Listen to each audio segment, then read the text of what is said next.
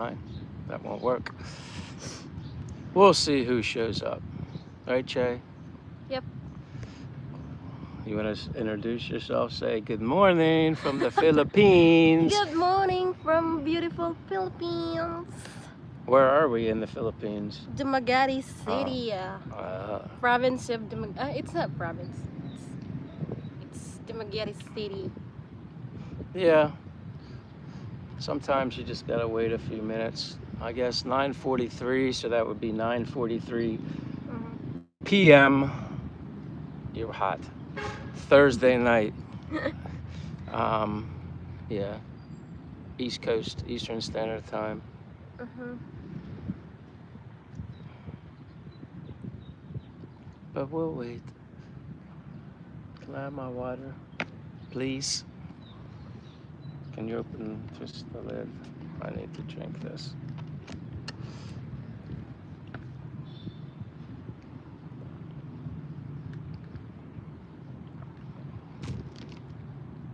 No one's there. No. 0, 0. But I'm gonna check if I have load enough. I'll try. One people there. One person. One person. People. People means a lot. I forgot. People means a lot of people. Yeah, I know. I forgot. Oh, you still have some. I still have some. Hey, if anybody's there, say hello. My name is Michael. My name is Jay. And we are live from, Dumaguete, Philippines. and it's 9:44 a.m. Yep.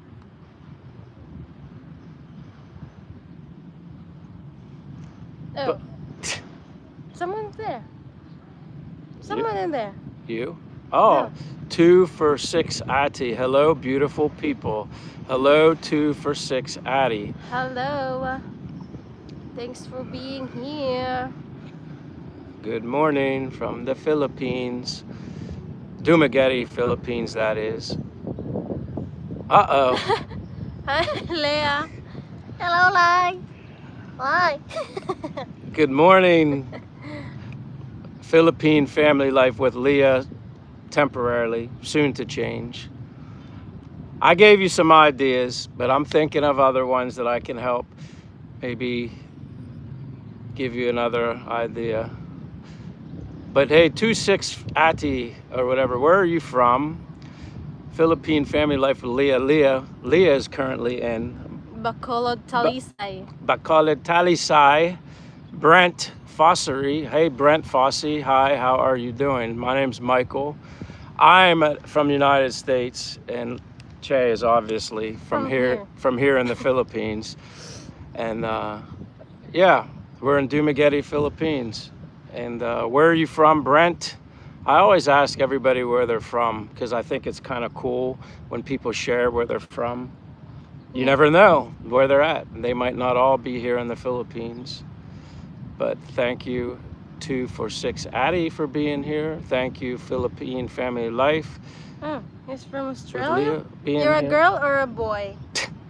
Brent Fossey is here, and 2 for 6 Ati from Australia. And as we always say to everybody, if you're not a subscriber, we'd greatly appreciate it if you'd subscribe to the channel or give us the old what? What do we ask for? We ask for people to subscribe And like. And like. What's and that? Like. That's a thumbs up. I gotta test her all the time because it's like I ask her something and she looks at me like, I don't know. What did we ask for? Ay, ay, ay. Ay, ay, ay. Louis is here. Thank you so much for being here, Louis. You are a very supportive subscriber, and I'm always thankful that you show up. I'll let you read the next one, Che. See, she needs to work on her English. Hi, friendly Jay. This is Dave. I'm an American man in Thailand. Oh, thanks. But you know who Mr. Yes, I know you, Mr. Dave. How's Thailand, Mr. Dave? Dave. See, this is good. Like I said, I like getting Che involved in live streams because she has to practice her. What? English. Yeah. Yeah, it's good for her. And it's good for me too. That way I don't always have to depend on my foreign English speaking friends to have conversations with all the time. Right, Che? Yeah. But anybody else who is here, it's showing 11 super wonderful people. Say hello. Say where you're from. Yeah, we're sitting here at the boulevard. One of my favorite places to come to and walk. And basically, later this afternoon, Che, where are you going? She's going alone. I'm not going with her. I do not feel like traveling by bus today or ever actually. Yeah, I'm going to my province today. Where? Mabatu Ayungan, Negros Oriental. Yeah, I'm going there because it's Halloween, but yeah, I just go there to visit my grandma, my family there. Yeah. She's leaving sometime this afternoon, right? Yeah, afternoon. And when you take a bus, how long does the bus take to get there? I think 3 or 4 hours from here. And that is way too long. I've traveled that bus many times. Not that I won't do it again, but I'm not a big fan of traveling by bus. Che's not a big fan of traveling either. Yeah, but I don't have choice. Yeah, but why aren't you a fan of traveling by vehicle? Because it makes you feel Better. sick. Sick.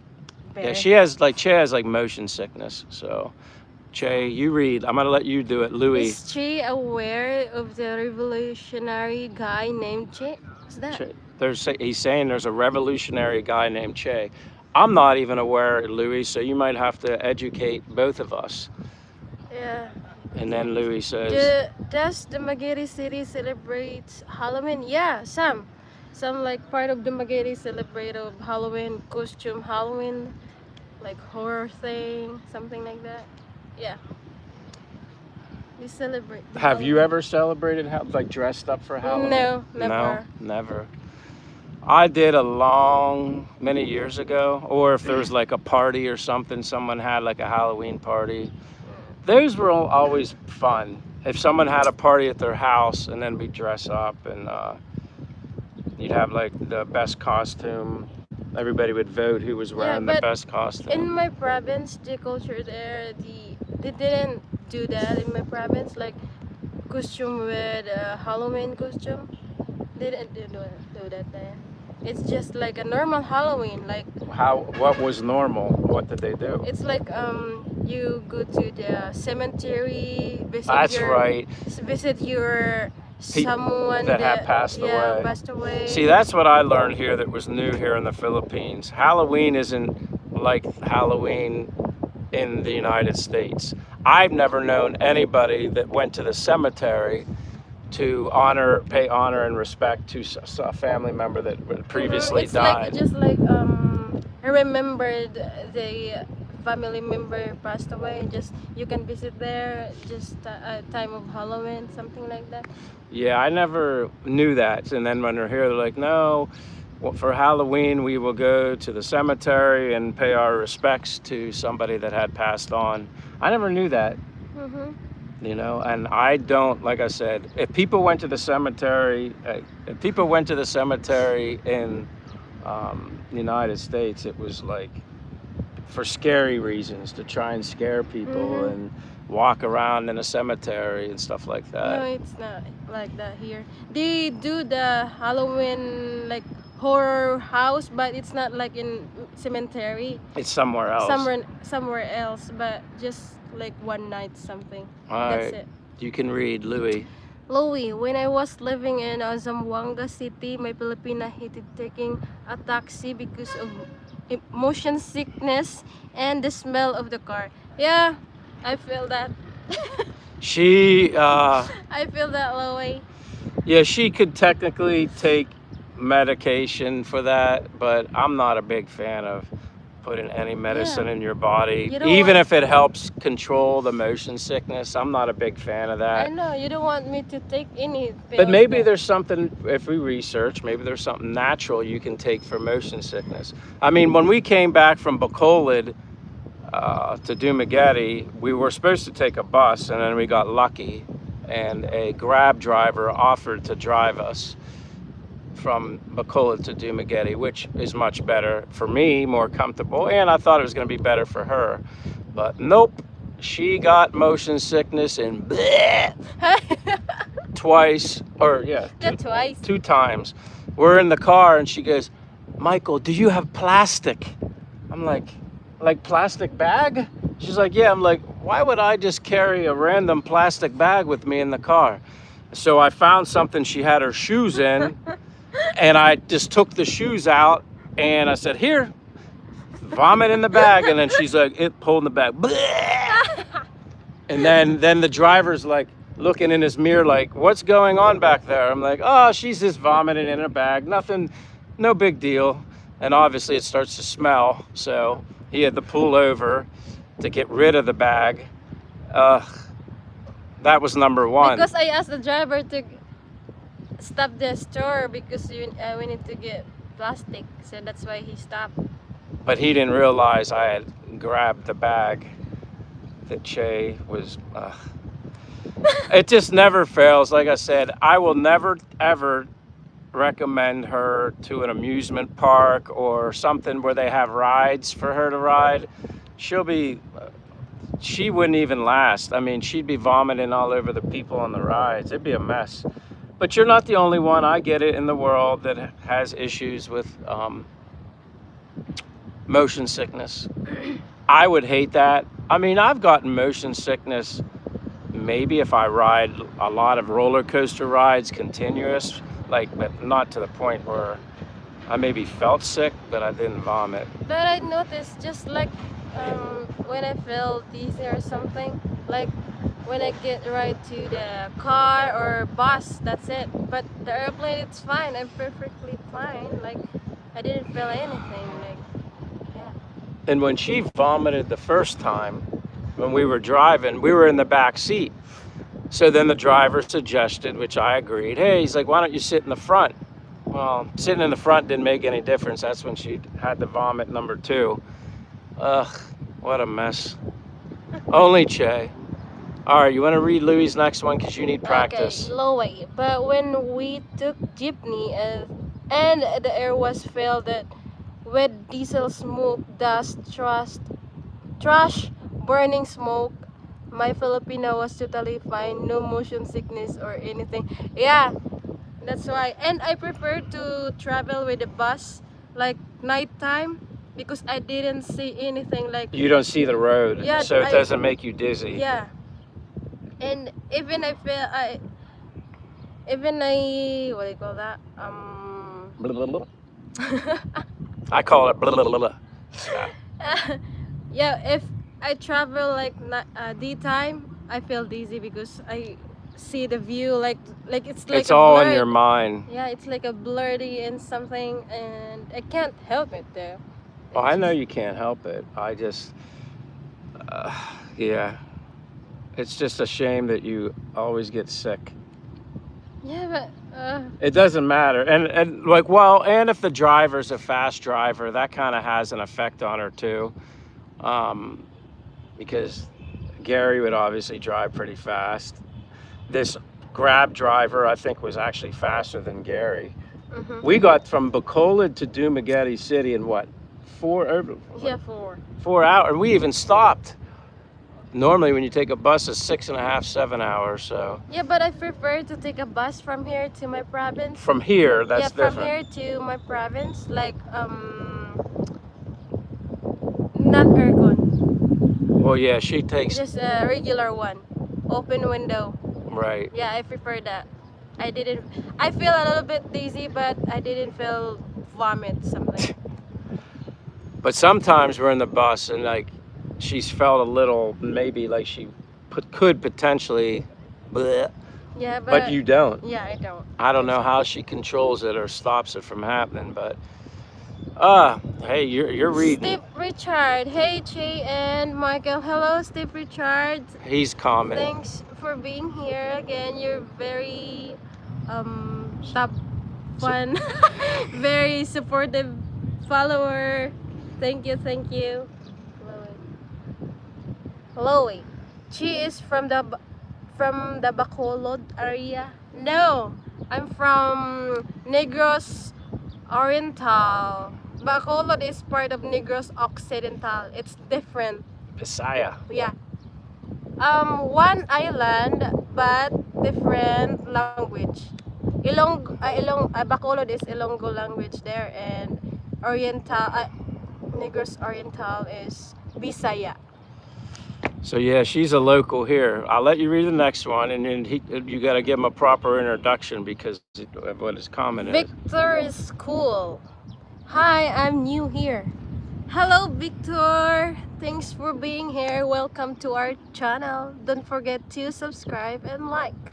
See, she's getting better at this. Like I said, this is like the training day for Che to work on her English, and it's kind of funny. Look, but yeah, Victor, yes, you can subscribe Yeah, here. of course. And you're cool for being here and sacrificing your time in your life to be here with Che and I. So my name's Michael Victor, and that's Che. I'm from the United States. She's from here in the Philippines. Excuse me. And she just sneezed. Her allergies are flared up too. I think a lot of people's, like my allergies, although I think I'm just adapting to a different climate and weather being here the whole way from the United States. But Mr. Dave. hold on, I'm going back up here. So thank you, Victor, for being here. Always subscribe if you want, if you're interested. We appreciate it. And the thumbs up really helps our channel. So go ahead. Mr. Dave, I am at the fruit stand in Thailand. I'm headed to a restaurant for expensive burger with a gluten-free bun. Gluten-free bun. What's that? There's non-gluten. Ah, and then So yeah, he's going to get expensive burger? Yeah. Wow. That expensive burger better be pretty good, Mr. Dave. Thailand, where's what do you call that? Thailand. Bangkok, Thailand, or where? Yeah, Mr. Dave, let Che know where you're at in Thailand. All right, let me go back up here. But Victory School. Wow. well, he said, "Can I Can I saw?" subscribe? And then we said, "Of course." Yeah, you can. We encourage it's free it. to Yeah. subscribe. It's free to subscribe. Yeah, we encourage you to subscribe. Yeah, that's thank you very much, Victor. Is cool. We're always looking to meet new people, grow our YouTube community, and hopefully get people that continuous, like when we want to do more live streams, but obviously it's not a live stream if you don't have people show up for it. So, all right. I know the art chairs. How are you, Michael and Che? How are you, art chairs? So thankful for you being here. It's the Michael and Che live stream today. Yeah, we're doing good. And I thought it would be fun. Che has been MIA, which people that don't know MIA means missing in action. Well, I've been just doing them solo. She's been visiting her mom, doing things, and then actually today she takes a bus later to go back to her province. Yeah. But I'm staying here in Dumaguete because... But I'm going back here to, this coming Sunday afternoon, I'm going back here again. But I'll go to her province again. I just need a break from the buses. I'm not a fan of traveling by bus in Dumaguete. But thank you, art chairs, for being here. Always supportive. Thank you very much. God bless you always. Stupid. Richard says, bless you, Che, because when you sneezed. All right. All right, I'm going to read this one. Victor is cool, says, can I tell you a secret? And then he says, I'm an alien. Oh, boy. Well, you know what? Sometimes I think all of us are aliens and we just don't know it. Sometimes people will ask me where I'm from and I'll be like, I'm from another planet. I just don't know which one yet. I'm still trying to figure that out. But, hey, if you're an alien, you're an alien. Mr. Dave, Chiang Mai, Thailand, mom. Chiang Mai. Chiang Mai is far from Hua Hin. Yeah, he's been to Hua Hin before, and he speaks highly of it, but I don't know from where he's at, the distance between that I didn't know. And Thailand. Victor is cool, says, thank you, Jesus loves you. I know Jesus loves me, and I love Jesus. What about you, Che? Yeah, of course. Me too. Yeah, without him, I'm nothing, you know. So if Jesus made me an alien, then I'm an alien. But I'm a good, nice alien. That's what I like. All right, you can go ahead with where Victor's reel left off.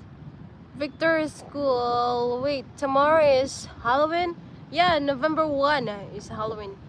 Yeah, but so you celebrate Halloween in the Philippines on November 1st, not October 31st. Someone celebrate the exact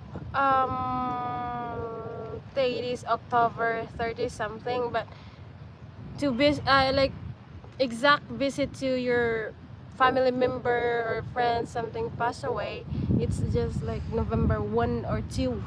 Oh, all right. Anyway, because what is today? The 31st. Yep, Tomorrow's the 1st. 31st. Okay. Chief Pounderheart, hello, my friend. Cheers to you. Thank you for being here, Chief. You know, in the back of my mind, I'm thinking, is Chief going to show? Because when was it? Yeah, on a live stream well, it would have been morning for you, but last night I was on Ray's, and you would have been proud of Ray. He admitted during live stream that he was actually drunk. So, yeah, he drank quite a bit. And I kind of took your place, Chief, and kind of recommended when I wanted Ray to take a shot or a drink. But actually, I didn't really have to do that much because he was doing quite well on his own. So, yeah, I wonder if he's feeling it today. But I asked him, I said, Ray, don't you ever get sick or hungover? He said, nope. I said, you have quite the tolerance. So, Chief, thank you so much for being here. You're a great supporter. All right, Mr. Dave says, Mr. Simple, do you have children, sir? No, I do not. No children. Now you can go next. Read his name. Hadi Hassan. Hadi Hassan. Hadi Hassan. She's said hi. Hello, Hadi Hassan. Thanks for being here. If you are not subscriber, don't forget to subscribe and like. And like. Oh. Thumbs up. Like I said, thumbs up. Show that thumbs up. I said like, subscribe and like. All right, let me see.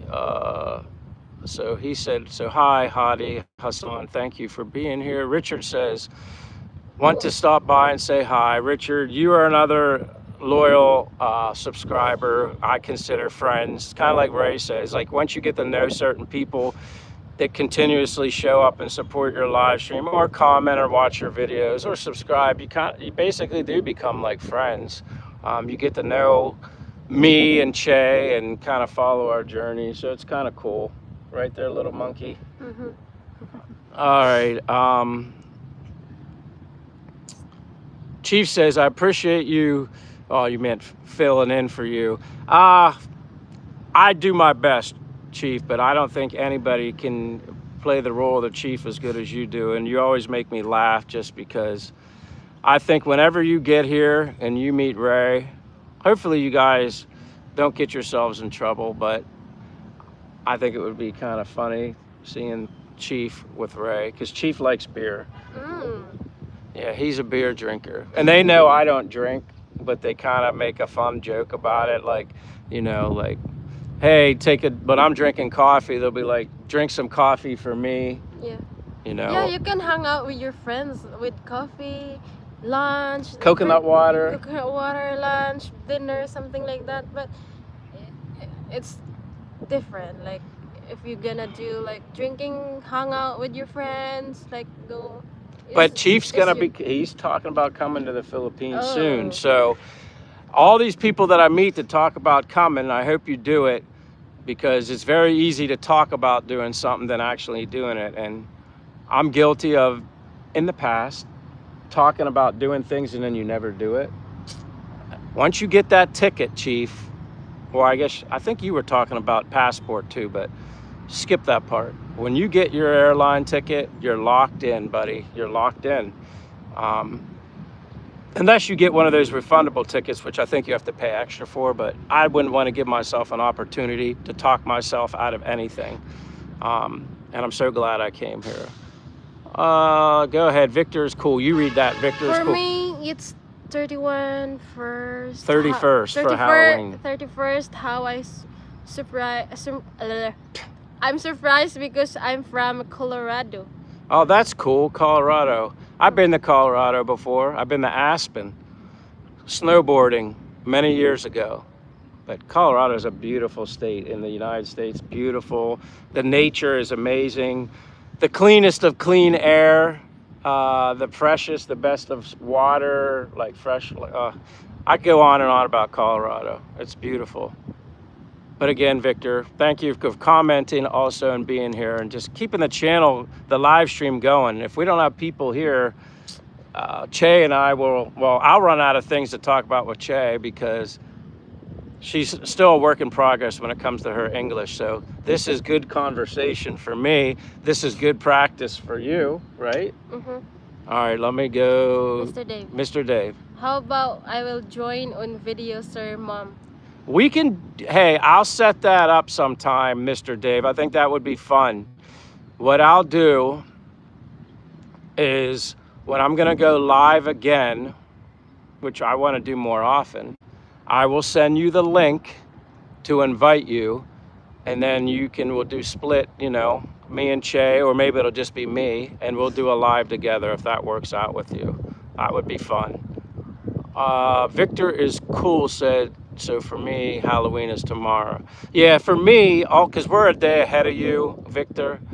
So we're 12. Well, I always go by East Coast because my family's from Pennsylvania. So I'm 12 hours ahead of my family. So you in Colorado, I'm guessing it's 8 p.m., 7 or 8 p.m. I don't know if Colorado's West Coast time, but I'm guessing if it's 7 or 8 p.m. Here it's the 31st morning, 10:09 a.m. So you're like Halloween Eve. Stiff Richard said, he said hi again. And then we got a new person, Anil Kumar. Hi, sir. Good morning. Anil, I'm glad you're here. I'm not sure if I remember your name, and I apologize if I don't. But if you're not a subscriber, Anil, and you're interested in following the life of an American in the Philippines and then with his Filipina girlfriend, we'd greatly appreciate it. So anybody here, if you're interested, please subscribe. Give us the thumbs up, that big thumb. And usually it's easier if you're on your cell phone, just go bing, bing. Double tap. Double tap. Double tap to the screen, you know. But good morning to you, and thank you for being here. Where are you from? Anil Kumar. I always ask people. All right, read what Chief says. I like my coconut fermented. Fermented. Now, I don't know if I've ever had fermented coconut. Have you? You know what ferment means? Like a pickled coconut something? Well, it's like alcohol, they ferment. So if you're maybe he's being funny. So if you ferment coconut water, can it turn into alcohol? Yeah, but here in the Philippines it's called tuba, coconut water. No. Coconut water, it's turned to vinegar here. But vinegar, but does yeah. it ever turn to like alcohol? Like no, just we did it's different. Like you can the coconut water, it's different to tuba because coconut water is inside the coconut. But that tuba, I don't know what is in English the tuba. So it's like a milk color white. White. Yeah, it's called tuba here. That's but it's sweet. All right, so the fermentation that he's talking about, or maybe joking about, I'm not sure. Chief likes to have fun, because I know he likes beer, and beer or wine ferments when it turns into alcohol. So you're saying coconut water can ferment, but only turn into vinegar. Yeah. And then what do you use that vinegar with? Anything? Yeah, vinegar. You can put adobo, something like that. With soy sauce. Chief says, I like my coconut fermented coconut water. Victor is cool, says, wow. Maybe he's referring to the coconuts. But the art chairs, I watched your video of your place in Bacolod. Nice place for $400. What's your place like in Duma? My place currently in Duma is a hotel, a very nice hotel. Spending more money than I'd like to spend the art chairs. But we have an apartment that is in the process. It's actually a new building within the city. I got lucky. I wanted like long story short, I wanted a studio-like apartment. Um, Something simple, like my name, like my channel name, something simple. But I just wanted a studio apartment, small kitchen, like section, split aircon, the nice air. What's the aircon? Like in the hotel, that's called split aircon. I think it's the. I don't have any idea Anyway, about that. it's a better air conditioning system, but it's brand new. Nice heated shower if you want heated water. It's perfect. Building's brand new. It's only there's going to be like a restaurant on the bottom, and then 1, 2, 3 levels of apartments, I think, and then like 3 to 4 apartments per floor. But everything's brand new, super nice. Well, the latest I'm getting is it'll be ready November 15th. Hopefully that's the case because I don't want to wait too long because I'm spending more money on hotels. Although this is a nice hotel, breakfast buffet, rooftop swimming pool and all that, but you can go through money quickly that way. But I'm gonna definitely do a little video on my apartment that I get here in Dumaguete. Hopefully that's the one. If not, if something comes up and I have to make a quick other decision, I do have other options. But I really like this one, and I kind of want to go with something that I like. And like I said, this is brand new. Nobody's ever lived there. But thank you for liking the video, our chairs. And it was nice. For $400, 23,000 pesos in Bacolod. This one's a lot cheaper. And I'll reveal that later. I don't want to tell all the secrets of the video, but it's cheaper. And again, for me personally, I'm not here in the Philippines to have some big extravagant apartment. I'm not in my apartment much. Sleep, shower. Yeah, she's already getting dark. Sleep, shower, and eat, and then I'm out and about. I don't need to be entertained in an apartment. It's not like living in the U.S. where you have 4 seasons and winter comes along, and if you're not an outdoor person, which I did do my best to get out in the snow, I pretty much could adapt to anything. But in the winter, obviously the longest season in Pennsylvania, you need stuff to entertain yourself. The TV, to watch movies, the this, the that. But here, warm weather, out and about. But thank you, our chairs. All right, we got Bishal KR Gosh. Where are you from? I'm from the United States, but here in the Philippines. My name's Michael. Her name's Che. She's born and raised here in the Philippines. So, but we're currently in the Philippines. Bishal KR Gosh. But thank you for being here. And if you're not a subscriber, please subscribe. And if you're here and you haven't, give it a thumbs up. I know I sound like I'm on repeat, but I'm trying to grow the channel, and sometimes that's my job. I gotta tell people, hey, if you're interested, please subscribe. Hey, if you like the video and you like hanging out with us, you like it. It makes the channel grow. So, Yeah. and we appreciate it. Victoria. Victor's cool. Read what he says. Oh no, I have to go. Bye. Have a nice day. Alright, thanks for being here, Victor. It's cool. We hope to see you again next Yep, time. Next time. Bye-bye. Bye, Victor. All right.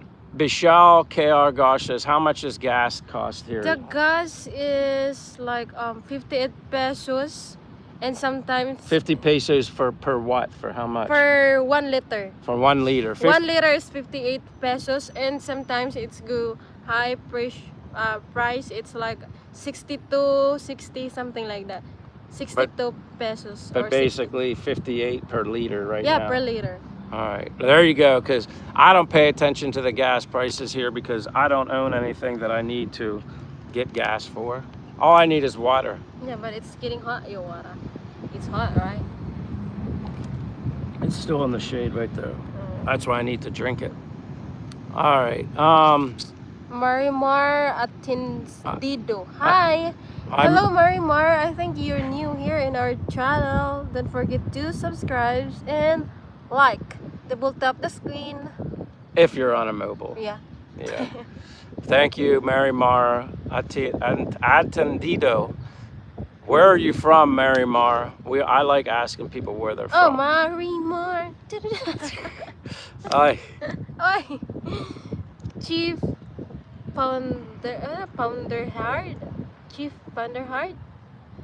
Sugar and yeast. Yeast. Yeast will turn anything into alcohol. into alcohol. If anybody's gonna know, Chief's gonna know. So that's good. I mean, I'm familiar with the whole yeast sugar thing and fermentation. You reminded me of it, Chief. I kind of probably forgot, but Michelle Karagash says, "Where are you from?" Didn't he ask us that Yeah, before?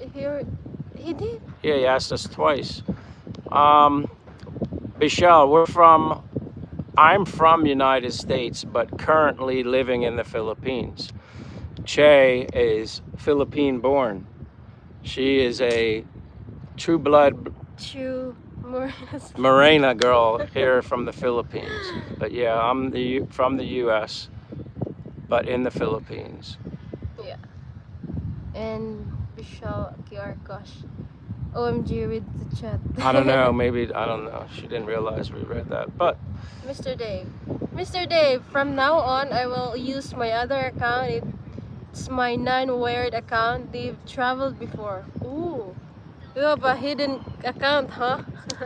he calls it his non-weird account because of the his Yes. picture, because that's not really him. Yeah, I know.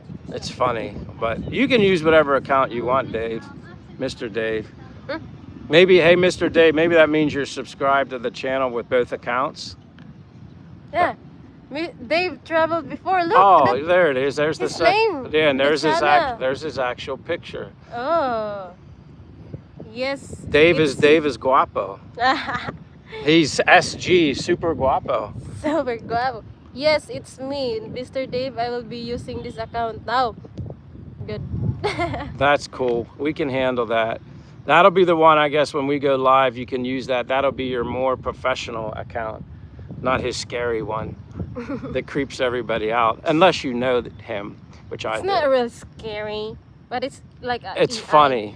I'm used to it. All right, you got to read this long. Chloe, I was paying $100 USD for my apartment in Zamboanga City. The apartment was simple and it's all I need. I was hardly at the apartment. The owner was a British lady. See, that's just like me. I'm never there. I'm not here to hang out in an apartment. Now, again, in the United States, I was still out and about a lot. But there's so much more. It's just new here and so much more for me to see here. Che's checking out her tan lines. Being that she's got that dark morena skin, she starts getting brown really quick. Hi! Don't shoot that! She gets all shy. All right, I'm gonna go to art chairs. The art chair says a new building is perfect. You don't need much as you will be out exploring. Exactly, and here's another thing that's really good about this place. I got to speak with the owner and his daughter. His wife wasn't there. The owner, Filipino, he said his wife is the boss. I said, and I also, it's important to have an apartment for me that's already furnished. I don't want to go somewhere that has an empty apartment and then have to go and buy stuff. And then if you're moving around, wanting to live somewhere else, it's a little bit of a, let's just say it's different. For me, I guess I would consider it a hassle. But can I go there to Kandaway to get the alcohol first? Like 10:30, can I go there? Yeah, whenever you have to go. Yeah, Che won't be with us forever. As soon as you leave, the viewers will go. Yeah, but I need to get the alcohol. I know. I need to And get she's the- not talking about drinking alcohol. She's talking about isopropyl alcohol, which is very interesting here in the Philippines. If you go to like a drugstore or anything like that, a mercury drug, if you want a 99.9% isopropyl alcohol for cleaning things or wiping things or just sanitizing things, you can never find it. But you can find, it's like 70% isopropyl alcohol mixed with moisturizer. That's fine and all, maybe for your hands, but when you're going to clean off like toothbrushes, anything that you want to clean to really disinfect, you don't want to put moisturizer on it. So one of those simple conveniences in the United States, go into a drugstore, go into a Walmart, go into a Target, you need isopropyl rubbing alcohol, for cleaning a cut, for clean anything with no moisturizer. Put it on a cotton ball to clean. You can go anywhere. It's cheap. Here, for whatever reason, it's more controlled. And maybe someone has a more of an explanation as to why it's like that. But everywhere you go, they got 70% alcohol, isopropyl alcohol, but with moisturizer in it. I don't want that to clean stuff off, because then that moisturizing stuff, especially stuff you want to put use in your mouth. Like I have a stainless steel tongue scraper. Well, I want to sanitize it and clean it. Well, I don't want it with moisturizer on it and then putting that in my mouth. But yeah, our chairs, you're exactly right. That's why my channel is called Something Simple. It was weird coming up with that name, but then when I really thought about it, I was like, it's perfect. I want the simple life, less materialistic here and everything. Chief Pounder Heart says, hello, Louie, I've seen you around in other chats. Yes, you have, Chief. Louie is a supporter of Ray's channel. I guess Louie's maybe been on James and Karen's. I'm guessing, I'm not sure. But yeah, Louie's a very supportive subscriber. Louis says, at Chief, I think I've seen you in James and Karen Adventures. There you go. Yep. Yes, you did read this comment. Oh, darn it, Louis. I'm sorry. Louis, I love the hot weather where I can walk barefoot and be shirtless and have a fan on. Yeah, I like being, I don't know, barefoot. Well, I don't walk barefoot out here. My feet would be cooking. It's funny because I don't wear my flip-flops out as much as not. I just get carried away with walking so much. It's like those aren't the most comfortable shoes. But I have like my feet are like white, and where my ankle socks go, like I have this major tan line. It looks like I have white socks on my feet. I'm gonna let you read the next one. Wait, I read, yeah, like Louis has seen Chief on James and Karen Adventures, which that's a channel I watch. I like it.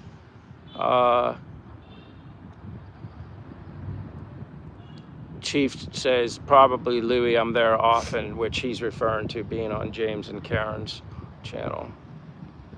What the who that from the Archers? The Archers. What part of the Philippines is your girl from? I'm raised and born province of Mabato Ayungon, Negros Oriental. Which is like 3.5 hours or so from here. Or 4 hours. No, that 3.5 is to Mabinay. Mm-hmm. Then you're on a motorbike for another. Yeah. And no, because you have a bus from here to my province. Oh, but you always get off at Mabinay. So are you going directly to your province this time? All right. 4 hours. Yeah, it's same island, Dumaguete. It's like same island, but it's far. It's far. Yeah. All right, I'll let you read Louis because you need Louis, to practice. I will order coffee and cake from Grab before my shift started, and I love the frogs at night, especially the rain. I was working at night since I was shadowing US time. Shadowing, what's that mean? What, shadowing? Well, basically, when he was here, when he would work from here, he was on U.S. time because he was working in the Philippines, but for an United States company, if I'm understanding that correctly. Mm-hmm. But he would get like he said, he would get coffee and cake Grab before his shift started, mm-hmm. and then he'd work through the night when it was daylight in the U.S. Oh. So he would like hearing the frogs and frog. All the nature. Yeah, Louis, and I love the rising sun in the mornings. Yeah, it's really nice. Louis says, did Che put isopropyl alcohol in her ears after showering? Well, I don't think she does, but I didn't. No, I basically had her order that once we saw that we could get it on Shopee, so I could clean things. But it is good to put a Q-tip in some rubbing alcohol and clean your ear out as well. Maybe she'll start doing that. Cheap Pounder Horn says, well, yeah, peroxide is a very good disinfectant also, Chief. And you know what's crazy? I never looked to see if that was even in the drugstores. And honestly, peroxide would be right around with the isopropyl alcohol. I didn't see any. They have some, like I said, there's some sort of control of that. And we could only get it on Shopee.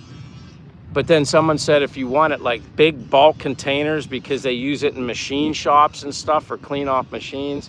Yeah, but you know, people use that in hospitals for cleaning medical stuff off. I mean, some people would just put the isopropyl alcohol on their hands without the moisturizer, but I know it can dry your skin out. I know. You got a couple more minutes left and then I'll let you go. Louis says, I love the pink alcohol called Casino. Casino. Is that like drinking alcohol? No. Oh. They're having alcohol. Oh. I never saw that. I'm not familiar with that. Uh-oh, Dave. See, it's so funny when I see Dave now, I'm used to seeing Mr. Dave. Now I'm like, Dave traveled before. Who's this? Is this some new guy? And then he just said, I just paid $10 for my gluten-free hamburger. My hotel is nice, but it's only $15. Ours is like 30 something to 40. I don't know. Too much. Still a lot cheaper than what I would pay in the United States. Although I'm changing that mindset. I'm starting to think like a Filipino when it comes to managing my money and stuff and not when you get something and you go, wow, it's so much more expensive in the U.S. Because there's some things I'll find and Che will be like, no, that's too expensive, Michael. And then I'm like, but I need to think like a Filipino, right? Yeah. I'm learning that. So, I hope your hamburger was good. $10 is kind of expensive. But Wait. My sister-in-law is from Silay, Negros Occidental. Yeah, it's not really far from Bacolod City, Silay City. Yeah, it's not really far. It's Ilonggo language there. But Negros Oriental is Bisaya version.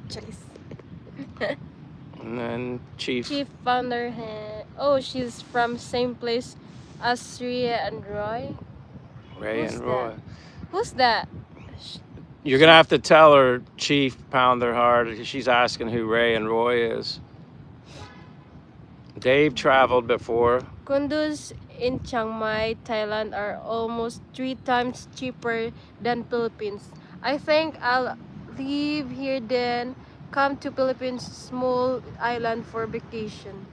I'm hearing that a lot from everybody. Thailand's cheaper, the food's better, cheaper.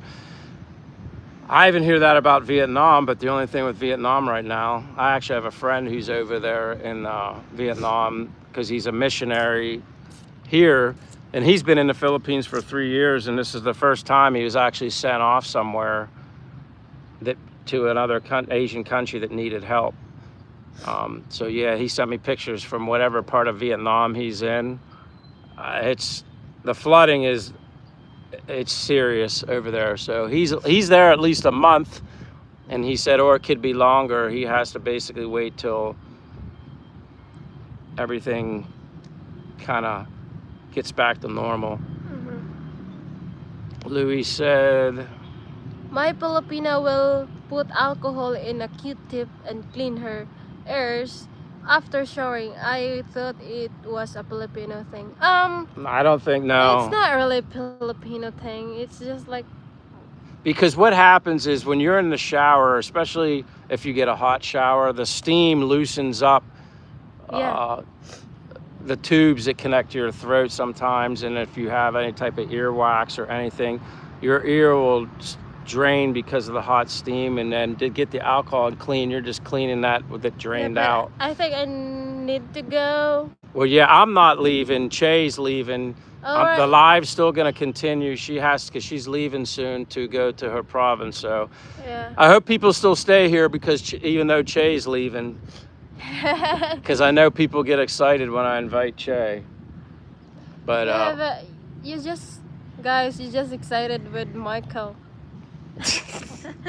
But she'll be back again, so yeah, but I'm gonna drop the alcohol in the hotel, or I'm gonna meet you at public all market, right. I think. Just go do I'm gonna let you know what? if I'm coming back. Well, yeah, you don't. If you can get the alcohol, fine. If not, then don't worry about All it. right, I You're have good. time. I have time. She worries too much. Thinks like, Cause I need to bring the toothbrush, the electric. Mhm. all right. All right, guys. She's leaving. I'm staying. So the live Bye continues. bye, and thanks for being here, Charis. But I need to go. Michael's gonna stay. Bye bye.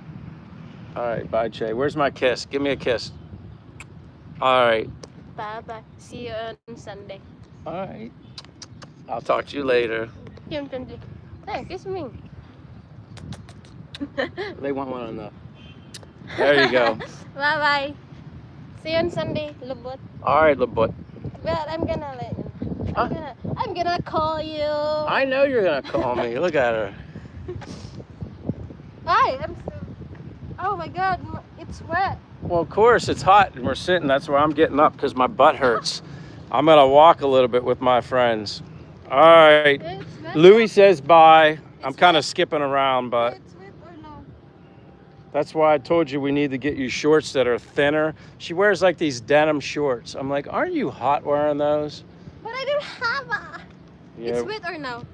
It's look wet or no? No, can't tell anything. Don't forget. I won't forget. Bye bye. All right, bye. Oh, you're not. She's. Bye bye. All right, talk to you later. Be safe.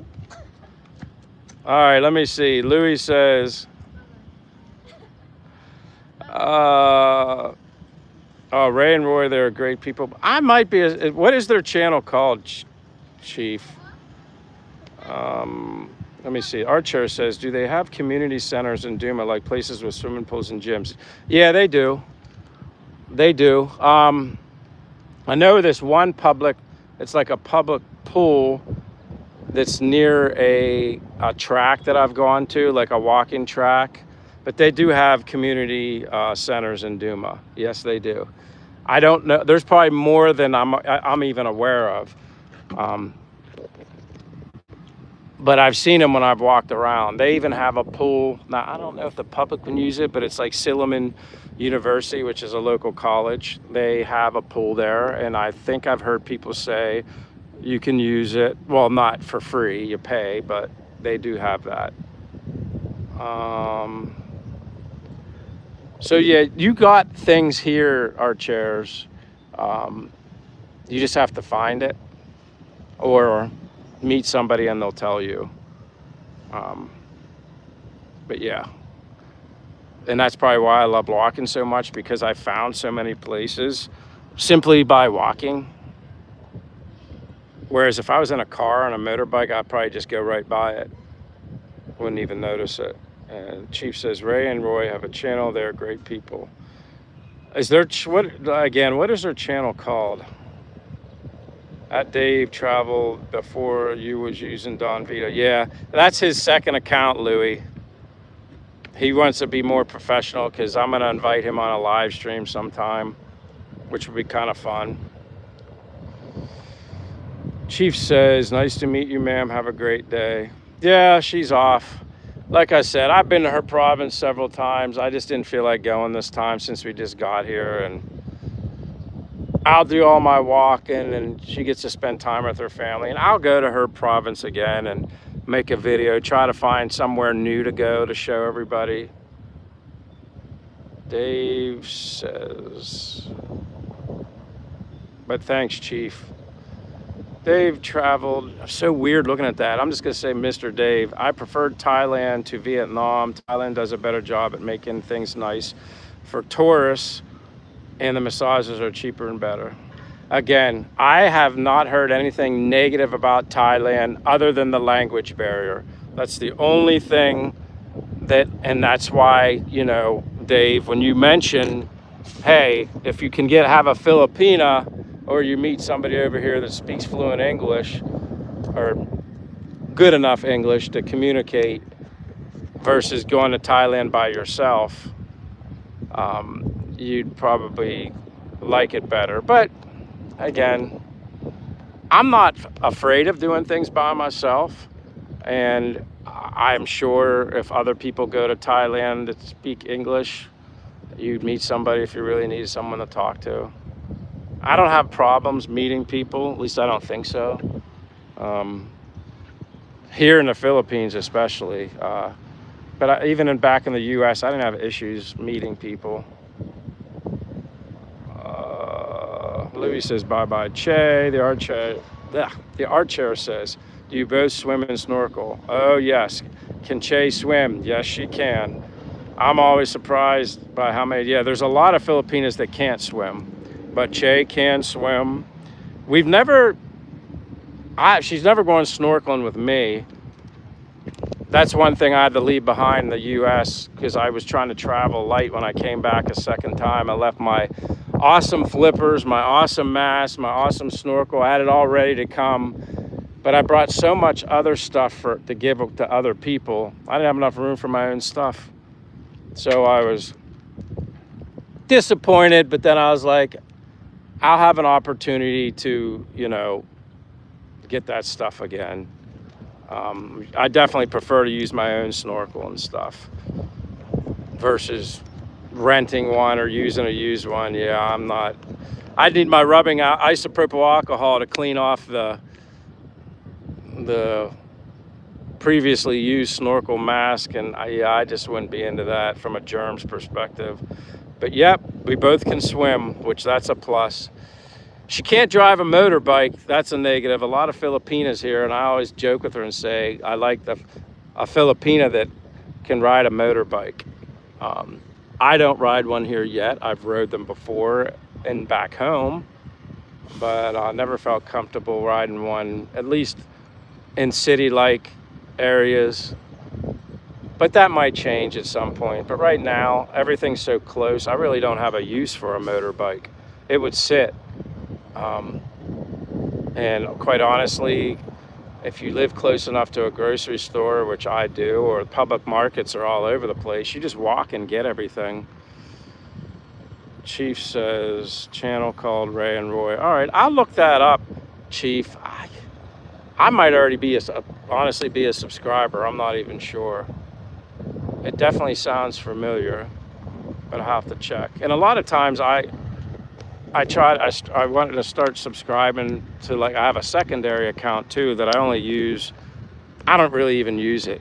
I just created one time just to be able to view. And I guess sometimes if you want to leave a comment and people might not agree with your comment, it's probably better to use your secondary account and then your main YouTube channel account.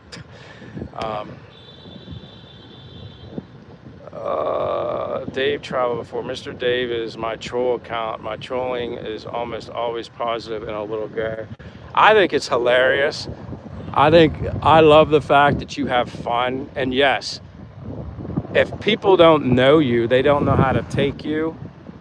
I'm always of the type of person that even when there's a troller on my account that are watching or on a live stream or leaves a comment and I don't unless it's just outright nasty.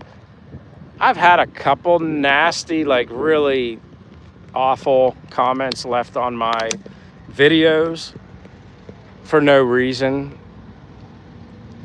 that were wow. You just go, wow, these people just are really hateful. But again, then I also remind myself that going into this, I knew when you create a YouTube channel and you're kind of like a vlogger and you're putting your life out there, it's to be expected to have haters. Haters are gonna hate. But even then, I just kill them with kindness.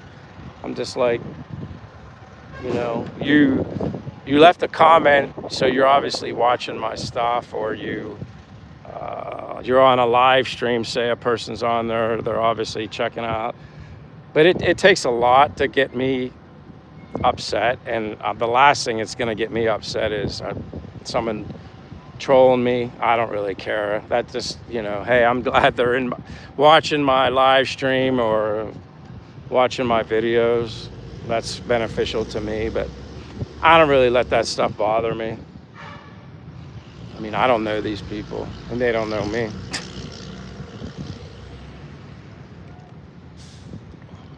But looks like I still have some people here, which I'm thankful and blessed. We're going on an hour, 60 minutes. Typically, I like to try and, I kind of like the rule of thumb, an hour to an hour and a half on a live stream, unless there would be just so many people on, then I'd keep it going. But that's what I need you guys for. Questions, comments, jokes, anything. Ask me about food, anything. You know, that's why I do it. And it works for me because I can be at least outside and I can be walking. Hey, Che's still here. See, even when Che isn't here physically, she's here supporting the channel. So yeah, that Ende Che there, that's Che, my girlfriend. She's still here. God love you, Che. But now that I drank that water, I'm gonna see, I know this is always risky for me to do, but I always practice with my data that I'm using on my phone. I'm only aware of 2 types of data that you can get here in the Philippines. That's Smart, and then there's Globe. I have Smart. No reason why I picked Smart over Globe. I heard both of them are good. I just went with Smart. So I paid 400 and something pesos for a month. Like if you always think of 300 pesos around $5, that's a good point, like a good spot to put like 300, $5. So 400, 6, 7 or more. But I get unlimited, and then I can stream as much as I want on YouTube for the month without losing data. It works, but obviously someday the thing I want to do is just go with, if I could, I would like to go with Starlink. Now James and Karen obviously Starlink, and you can see how the advantages of having that. Yes, it's more expensive, but I think with time, it's gonna go, the price will come down once more people start using it. But it definitely helps when you're traveling or you're halfway around the world and you want to be able to live stream without losing a signal. I only ever got lucky once when I went on a hike with Gary. Gary would be Leah's husband from Philippine Family Life with Leah. For now, she's going to change her channel. We went on a hike to a waterfall, and then once we got all the way, I call it a jungle, but all the way through it, and then this beautiful waterfall way down deep in between these mountains, I never thought I'd be able to get a signal, so I just checked anyway for the sake of doing it, and here I got a signal. I was like, no way. And I was so excited and caught up in the emotions of this waterfall. It was like truly a blessing that I was able to get a signal and do a live stream, and everybody saw me live in the moment, so excited and just spewing out my emotions, my feelings in every word possible, how exciting it was to, like, the challenge of hiking, and it wasn't like some man-made perfect trail to get there. It was challenging, and but I'd do it over and over again. I loved it. So it's like this challenge, like to get to the gold at the end of the rainbow. When we finally got this waterfall, it was so immense and powerful, like the energy you felt from it dropping, and then when it would hit, and then the mist that was spraying off of it, it was so cooling and refreshing. It was awesome. I love thinking of reliving that moment, because I never done anything like that before, not here. But it was fun.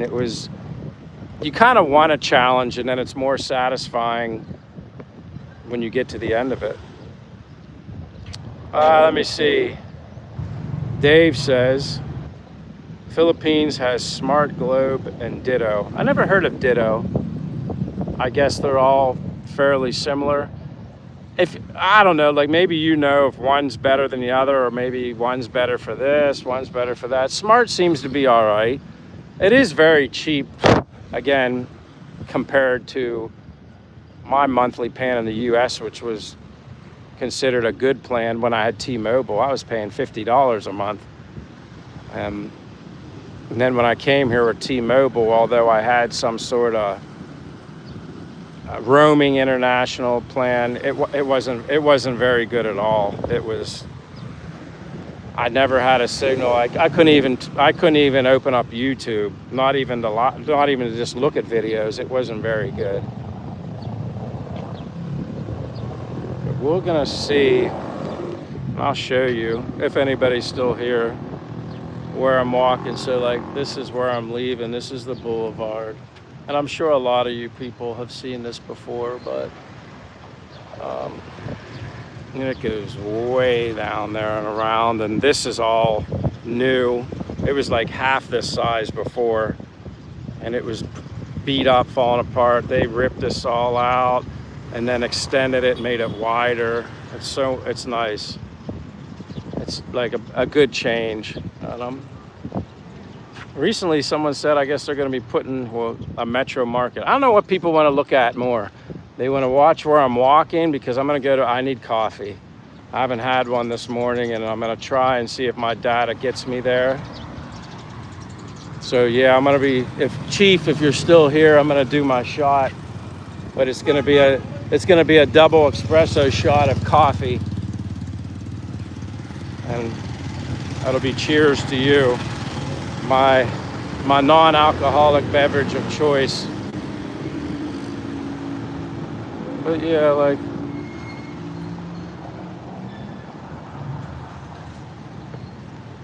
I'll let people see. I can talk, and you guys can kind of follow and see everything going on. And sometimes that can be more interesting, just kind of see where I'm going in retrospect, like from the boulevard. As long as the signal stays, which I think I'm going to be okay, because once I get in a coffee shop, I go connect to their Wi-Fi right away anyway. But it's very easy to get through around here. Now, I know a lot of people don't. They don't always. Some people have a negative opinion of Dumaguete, and that's okay. Some people have been here a while and they get tired of it. There are nicer places to see. I mean, obviously, I haven't seen everything. I have a lot more places to go and explore. But I'm a newbie here. Like, I have time. I don't need to rush it, and I can only compare Bacolod and Dumaguete. That's it. Those are the only two places I can compare. And whereas Bacolod had a lot more restaurants in a bigger city,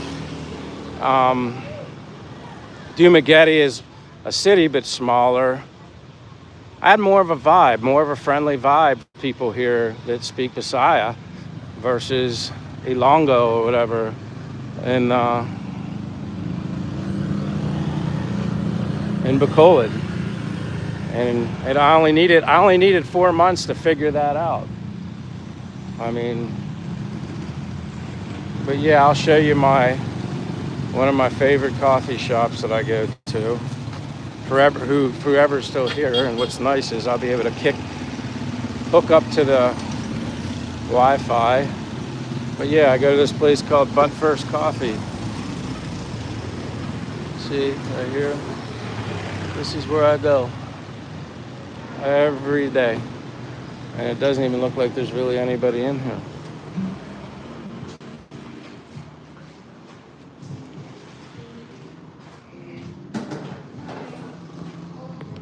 Good morning.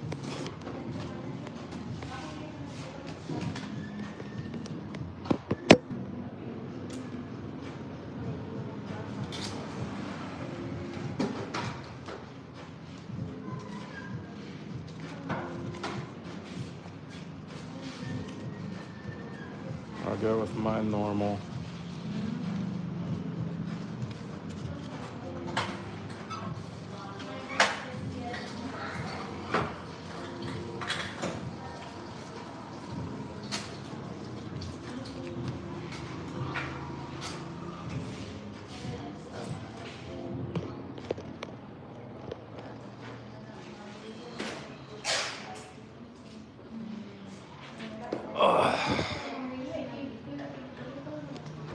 So now I'm in my coffee shop. But first coffee. It's pretty cool in here. Let me see. See?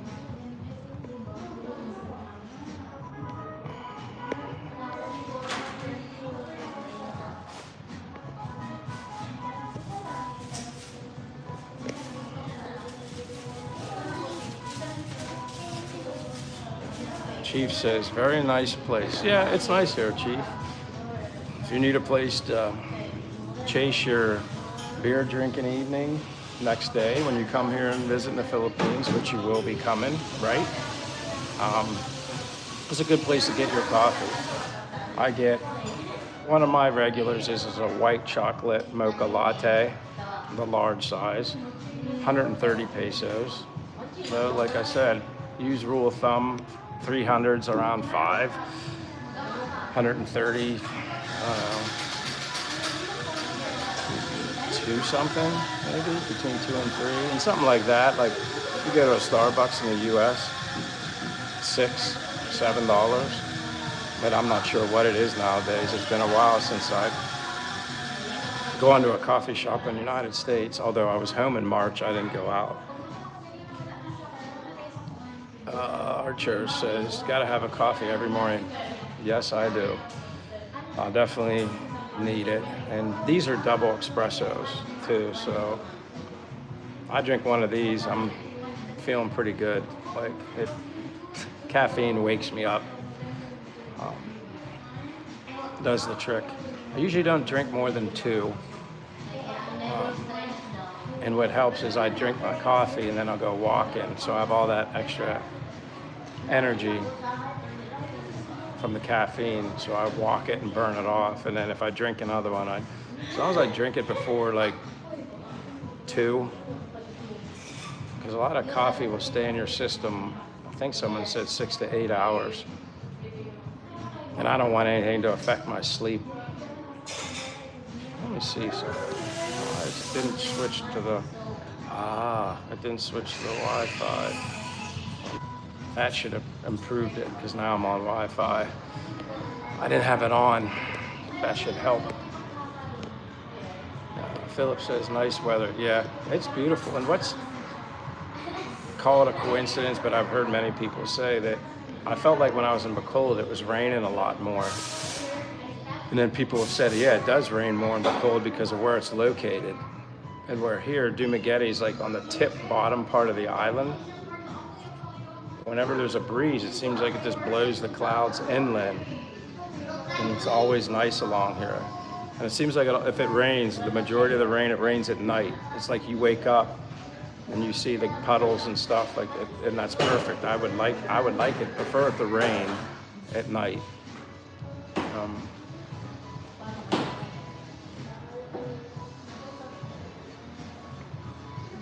Thank you. Could I have ice water too? Thank you. Yeah, this and ice water, because I need water, because you obviously dehydrate a lot more here in the Philippines, and when you drink caffeine, it even dehydrates you even more. Yeah, the caffeine will dehydrate you.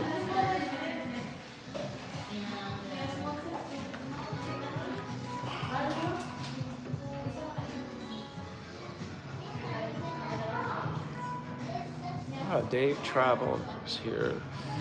Every time, Dave, I look at that, you're just throwing me off. You look like such a professional now.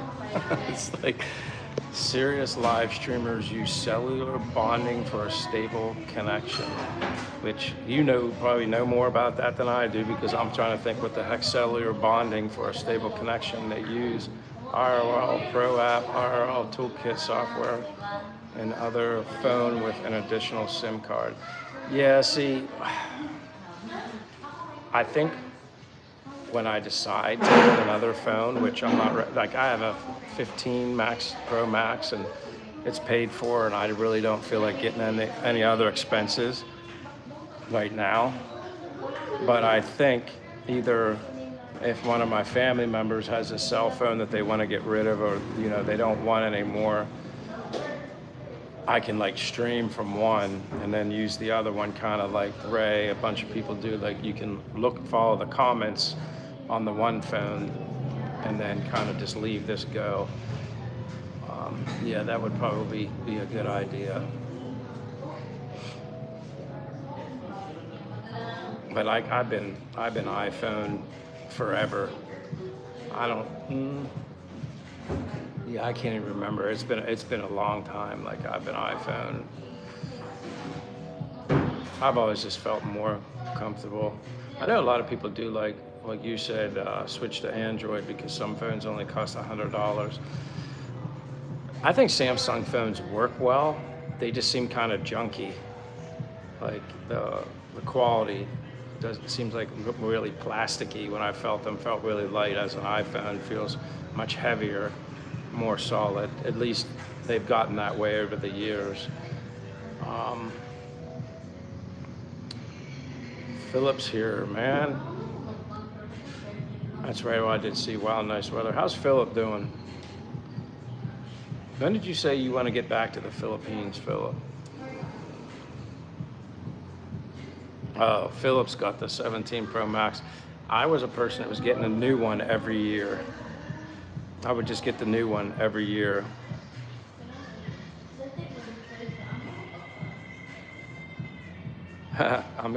Chief says, I'm gonna go feed my dog. I'll leave you playing and be back. All right, my friend. Thank you, Chief. But back to the iPhone thing. I used to get one, obviously, every year, and then I stopped once I came here. I just started getting a little smarter with my money and kind of that little, I'm not saying having the newest phone every year is or isn't being materialistic, but I think those are just me, things that I did before being awoken here, that I was just spending. I was just buying things just to buy things because I was working and I was bored and I needed a temporary fix of happiness buying something. So yeah, I was getting a new phone every year. But once I learned, Apple phones, they only change their body style once every 3 years. All the improvements and changes they make are internally, but they don't make significant body style changes. All but like just once every 3 years.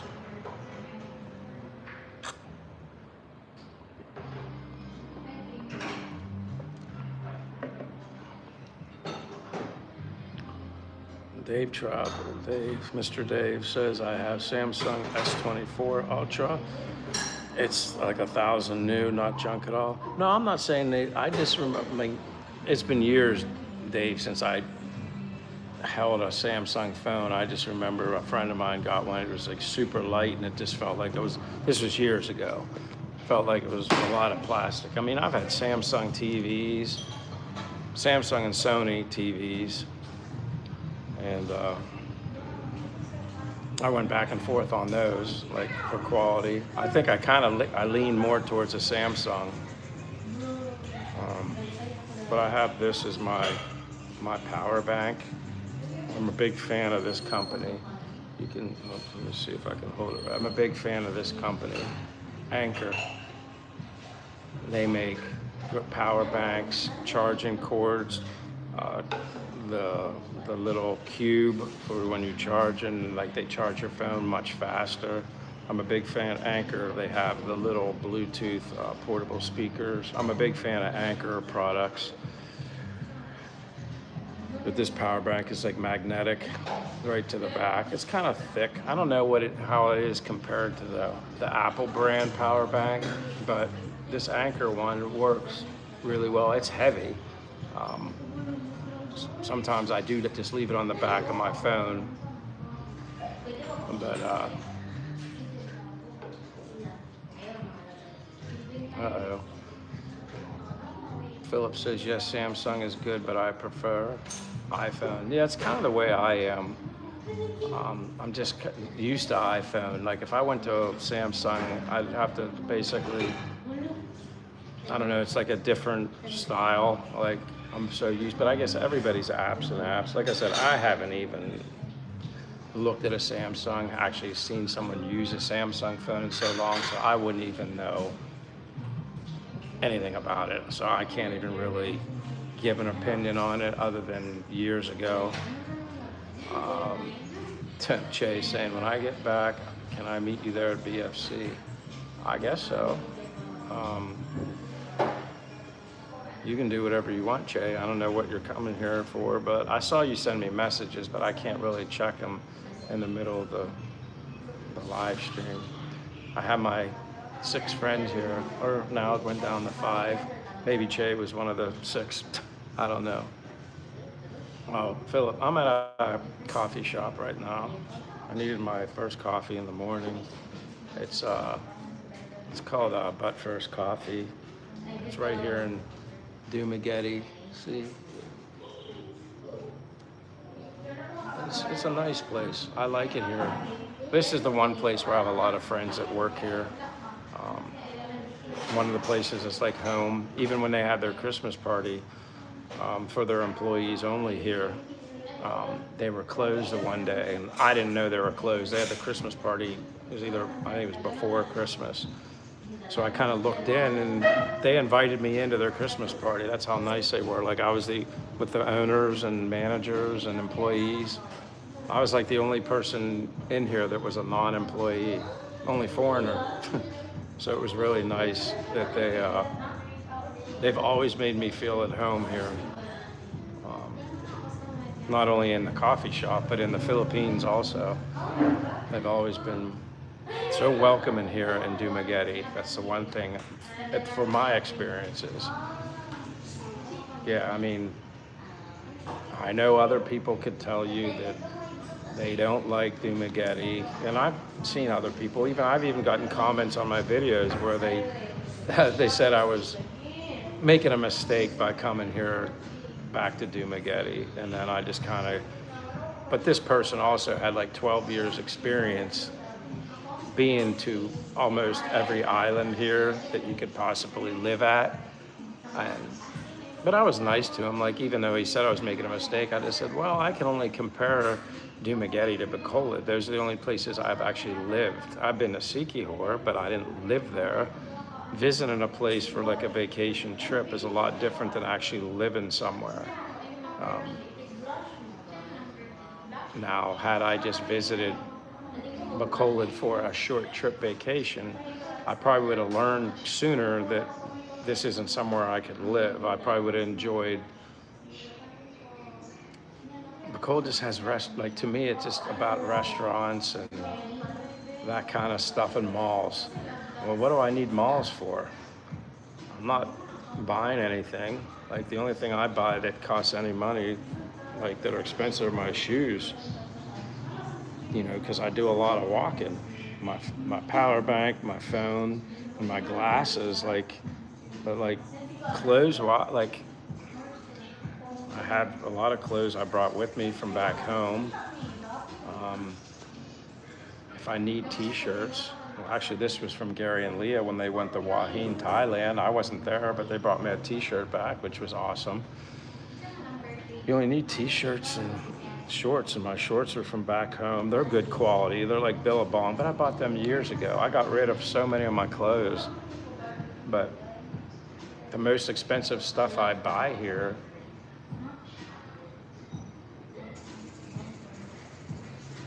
I can't even think of anything. Like, probably like when I go to Amazon and I order my certain vitamins and stuff, supplements, organic stuff that I can't get here that I order on Amazon, some of that stuff.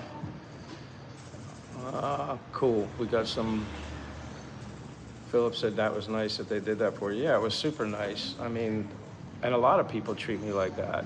Like, I know the owners of another I meet people, I talk to them, and a lot of people always use the same expression, which I always tell this to everybody, even when I talk to my family and stuff, just because it's nice to hear someone say. They always describe me as a very genuine. They use the word genuine, and that word holds a lot of value and close to my heart. I like that people see me that way, because that's how I am. I'm just myself. What you see is what you get. I'm not perfect, but I try to be the best person I can be, and I'm blessed and thankful to be here in the Philippines. And God gave me this life, and I'm fortunate to try something new and different. And like I always say, I took the leap of faith coming here. I didn't know what to expect, but I'm glad I did. Changed my life for the better. Cheers. First sip is always the best one. Second one's not too bad either. Philip says, yes, they say Mindanao is a dangerous place, but my 4 years been there, so relaxing for me, and people are super. You know what? I just recently heard that yesterday because there's a friend of mine here. She's Filipina with a foreigner, and she was kind of. I saw her yesterday here at the coffee shop, and she was kind of sharing her story, and she's from Mindanao. Not. There is a section, an area that you should stay away from, you know, especially if you're a foreigner maybe, but she explained to me, but she was telling me how she lives here in Dumaguete now, but there's beautiful spots in Mindanao. I've heard a lot of good things about Mindanao, as long as you stay away from, but there's danger areas in the United States. I could say, stay away from this area near where I lived in Pennsylvania, you know, like, so it's not uncommon for any place to have unsafe or areas that you're best to avoid. Not that trouble would always come when you're there, but you know. But then she was telling me how her boyfriend, he likes a challenge, and he wanted to visit. Now he went without her, but he wanted to visit the areas in Mindanao that are considered not so safe. He went by himself, or maybe with another Filipino maybe, but he went, and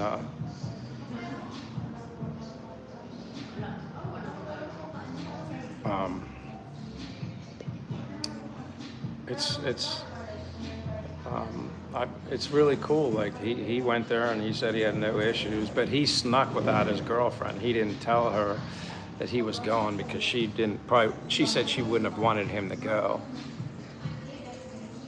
Chase says, on the way to Candai now. So she's going to where her mom lives here locally in Dumaguete, and then she'll be traveling with her mom from here to Mabato, Ayungan by bus. She's going to stop here, I think, before she leaves. Archer says he will do a live with you or an interview when you have coffee. He's a really sweet human being. Archers, did I miss something? Is that like a second part of a message? I noticed this happened before when people make comments. Not all the comments showed up. So Archers, is this like, because if I'm only seeing he will do a live with you or an interview when you have coffee, he's a really sweet human being. I don't know who you're referring to, and I'm looking to see if you posted something before that, but I've seen that happen. I don't know if it was when I was doing a live or I was watching somebody's live, and then they were reading comments that I wasn't seeing. And I'm just gonna make sure, but I don't think. I'm assuming I'm seeing them all. But Art Chairs, if you wanna kind of elaborate a little more on your comment. Oh, so Mike, you have tried to do an on-the-spot interview, like people around you in the coffee shop, ask them permission, just talk about. I'm probably gonna do that at some point. Like if my friend was here, the girl I was telling you about with Mindanao, I would do that. No, I've definitely thought about doing on-the-spot live stream interviews. I think that would be very interesting. Whether, especially, you just have to meet the right one. Like, although I meet plenty of people here in the Philippines and they're very welcome and say hello, sometimes they're also very shy. But that was actually would be a good idea. Yeah, of course I would ask them for their permission. Actually, there's not that many people in here right now. It's still kind of early. I think most of the people are either working or a lot of college students come here also. But what would be fun someday, because you guys, I'm sure, are familiar with the Filipina pea. Well, she's actually a friend of mine. I met her a long time ago. I think she's still in the United States, but she would come here a lot, and we'd talk for hours. Now, I don't know if she'd be into doing a live stream on the spot with me, but you never know.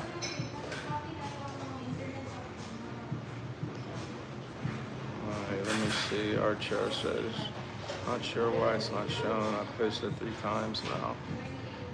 It's so freaking weird. It's almost like, and I'm looking to see if there's anything that has like, oh, let me see, chat filter. I think I found something. Hold on. Chat filter, top messages, all messages. Here we go. I don't know why the heck that would do that. If that changes anything. Let me see. Even though, and see, when you're the one holding the live stream, it should always show every message. So I don't think I'd.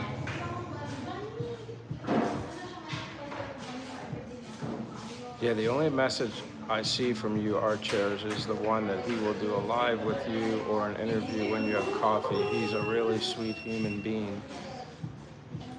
Oh, here we go. You should try and see, now they're popping up, Art Chair, unless you just retype this, but I did click on something that says,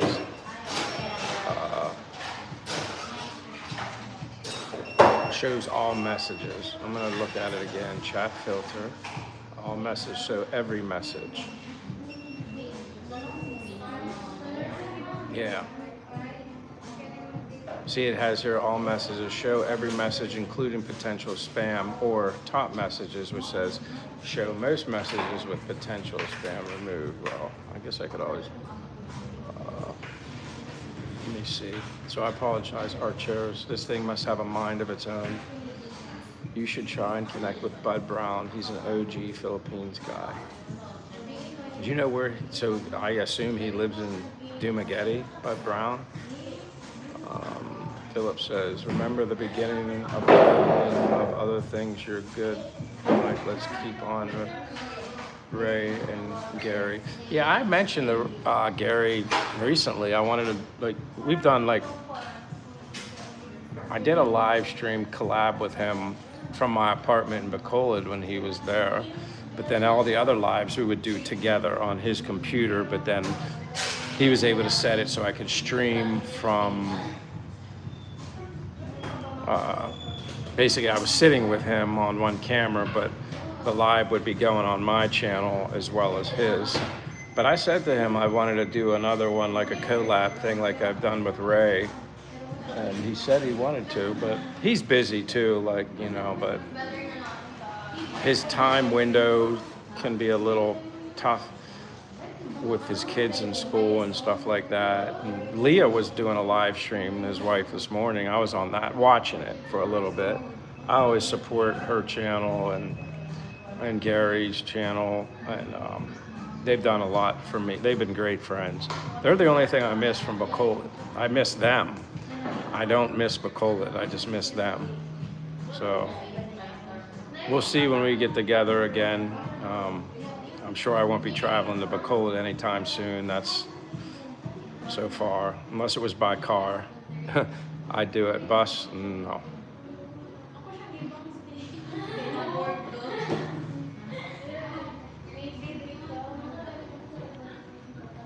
But yeah, that's, I'd say that,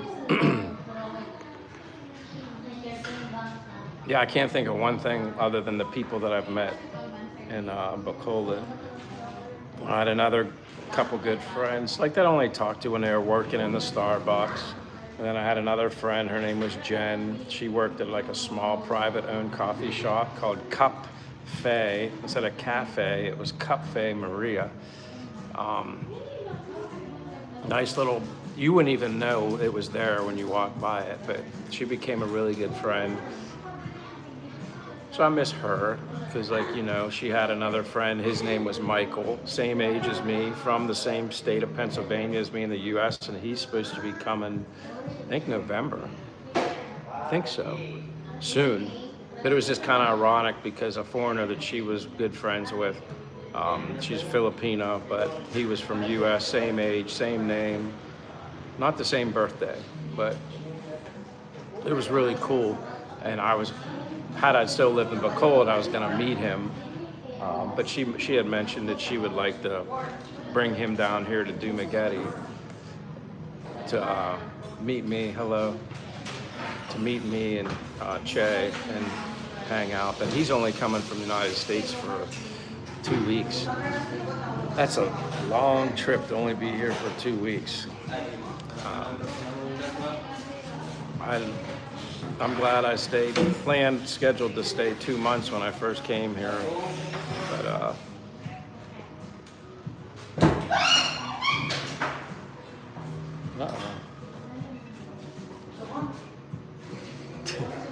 somebody, the Halloween decorations, I think, just scared the lady that's the manager here. They have like spiders and the little webs here, and that's what you heard squealing. That was funny. Dave says, is Filipina P dating a black man? I have no idea. I don't really get personal with stuff like that. I've heard all sorts of stories, but she's opened up a lot to me, but she never said she was maybe kind of dating someone, but then I've heard people say she's married. I don't know. It's none of my business if she would share it, but I know her, like, we talk a lot. Like, one time we were here in Buttford buying each other a coffee, talking about P, Filipina P. I just call her P, but we were in here talking for over 2 hours, 2 to 3 hours. She's a talker, very well spoken, super nice person. I know people can have their opinion of people that they don't know, but she's super cool, super nice. It's what's always funny. People judge people that are on YouTube without truly knowing them, just judging them, basing them off their YouTube channel. Until you meet somebody, you really don't know what they're like. And she's really super, super cool, super nice, very generous with her time. That girl's busy. I mean, she didn't get the status of who she is as a YouTuber by not doing anything. She's a worker, go-getter. Doesn't sleep much. Our chair says I split the message in two. Philip says about 5 hours away.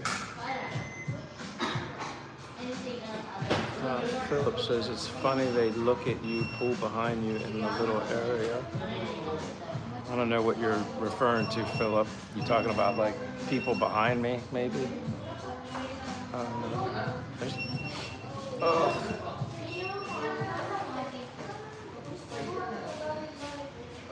They said you could hire a filmer like I Show Speed and walk around streaming. I'm planning on doing that. I'm nothing like I Show Speed. I've watched some of his stuff, but he just does nothing for me. I don't even like. Some people, I think, just are blessed and lucky to put themselves in a situation like that with streaming, and he has the following that he has. But I don't know. I guess some people just connect with people. Like I don't really watch anything he does. I know who he is, and I know his following's ridiculous, and he makes a lot of money. But I don't know anything about him, like as a person and anything. And I think that goes hand in hand with what I was saying about P. Is if you only know someone as a YouTuber, but you've never met them in person, it's not right to formulate an opinion of a person till you meet them. So it's just different when you meet people in person, especially sometimes where a lot of these YouTubers, vloggers, a lot of their stuff is scripted. Scripted's kind of hard for me. I've never been into that, or Even when I interviewed Leah and Gary, or Leah and Che, that's like very weird for me to do. It's almost hard. It's almost like I'm like an interviewer and I have to ask the questions. You can say hi. You want to say hi? You want to say hi? She was looking.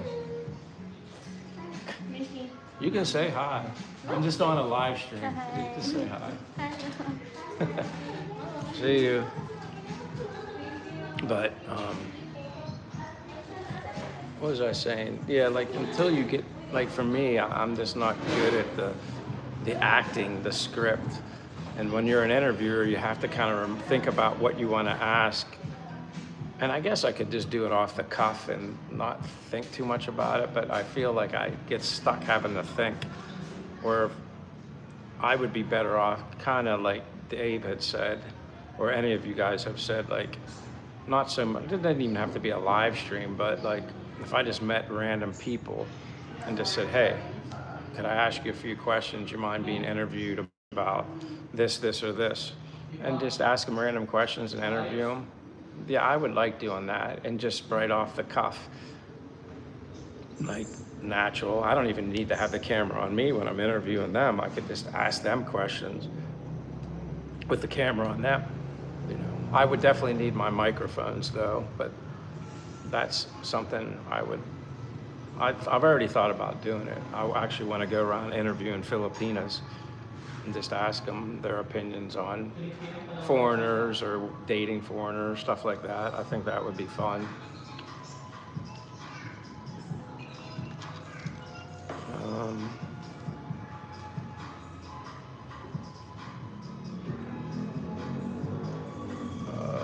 Manila Gorilla, wait, yeah, there you go. Manila Gorilla says, hey Michael, hey Manila, glad you're here.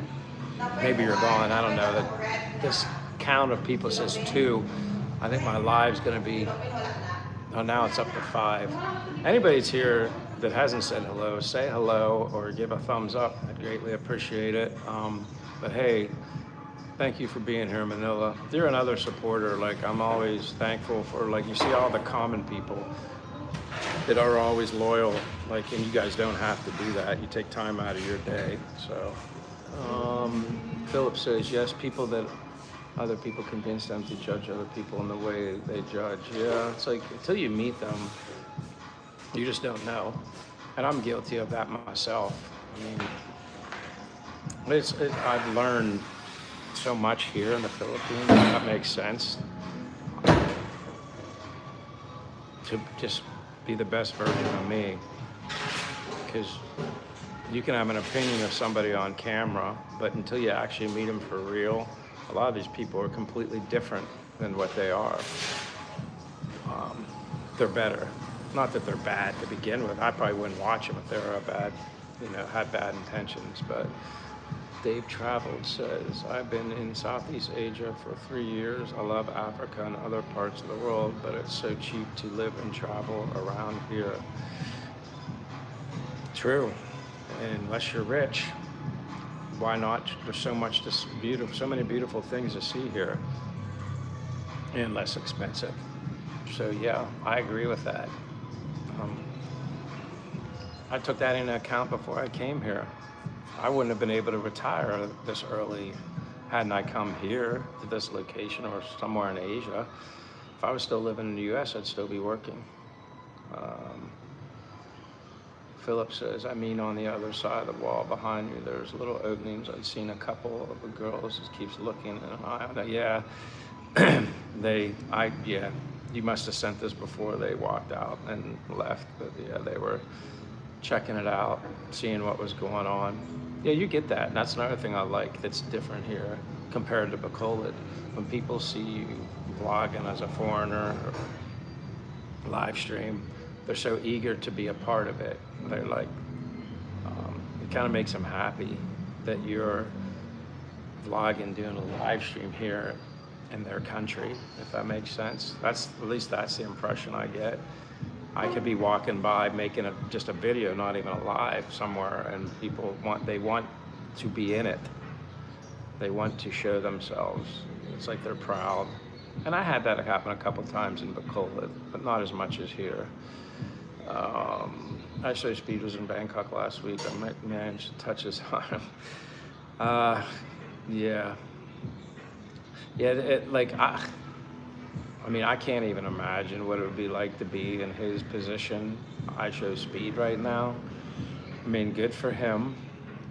Um, Hopefully, he stays focused and keeps God in his life, and just be a good. Don't let all that fame get to you. I know it's easier said than done, and it's easy for me to say because I'm not in his shoes. But I mean, I think the best advice anybody can be given when they get caught up in this social media stuff is just stay humble and thank God for everything. That's about all I can do. But I know it's when you're in that situation, um, it's easier said than done, especially for someone like me.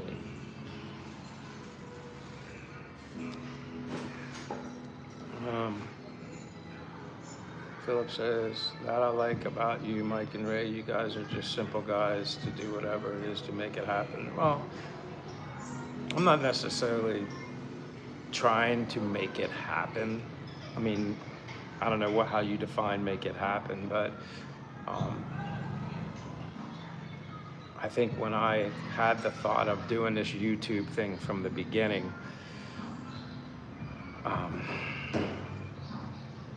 even Philipina, she recommended me do it. She told me to do it. I always had a channel, but I never used the channel to make videos. I just made an account to watch other people's stuff. And then I don't even remember what P and I were talking about the one time, and she just said something like, you should do a channel. She thought I would be good at it. I don't remember exactly why or what she said, but it was, I don't know, when you get a vote of confidence from somebody like that, or anybody, I mean, Gary thinks I'm good, I don't know, sees something in me, I don't know what it is, but you're humbled by comments like that. But my main thing was just wanting to share my story. Now, I obviously know I want to do a lot more, because I don't want my content, like, I don't want it to be boring. I don't want it to be like everybody else. And maybe I'm making wrong assumptions and thinking that it would be like everybody else. I want to be unique and genuine, but different, because there's so many people that are doing it.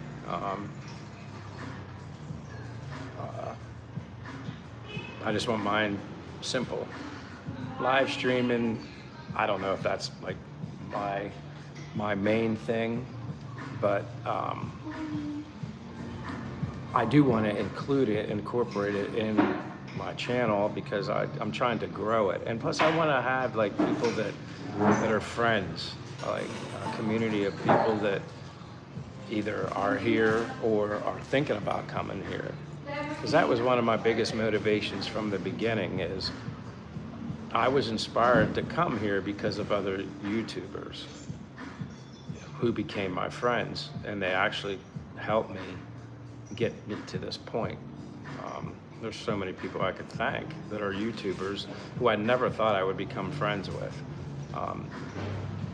Just when you think this world is so big, and then you meet these people, you're like, wow, it's smaller than you think. So, yeah, well, I mean, anything that happens with the channel, great. I just want to share my travels and my stories and meet new people, but ultimately, I'd say my biggest goal for the channel is to inspire others like others inspired me. That's my main goal. I want people to see that it's okay to live life, to take risks in life, take the leap of faith, and not be afraid. So many people, like, and I'm guilty of it myself before coming here. Like, you know, do you ever say you're gonna do this or do that, and you never actually do it? You just talk about it, and then time just keeps going by and by. With coming here, I finally felt like I'm not talking myself out of it. I'm just gonna do it. What's the worst that could happen? What's the worst that could happen? You come here and you don't like it. And then I end up coming here and it was the best decision of my life. I'll go back to some of these comments. Sorry, I can tend to babble. Um, Manila Gorilla says, wish all the guys that lose their savings to a sweet-talking Filipino would understand people are a different person. Amen to that, Manila. That's true.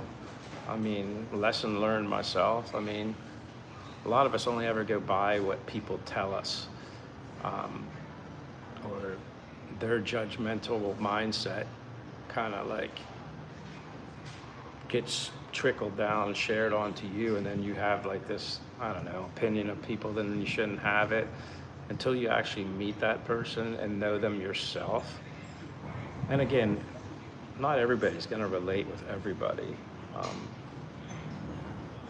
You know, I can, you know, sometimes I just meet random people here and it's just like you feel like you've known them forever, which is awesome. But I will say this, and I never thought I'd say this, but since I've been here in the Philippines, I think I've made, in a shorter time in my life, I've made better friends here in the short time that I've been here than I have my entire life. And it wasn't like I never had friends in the US. It's different here.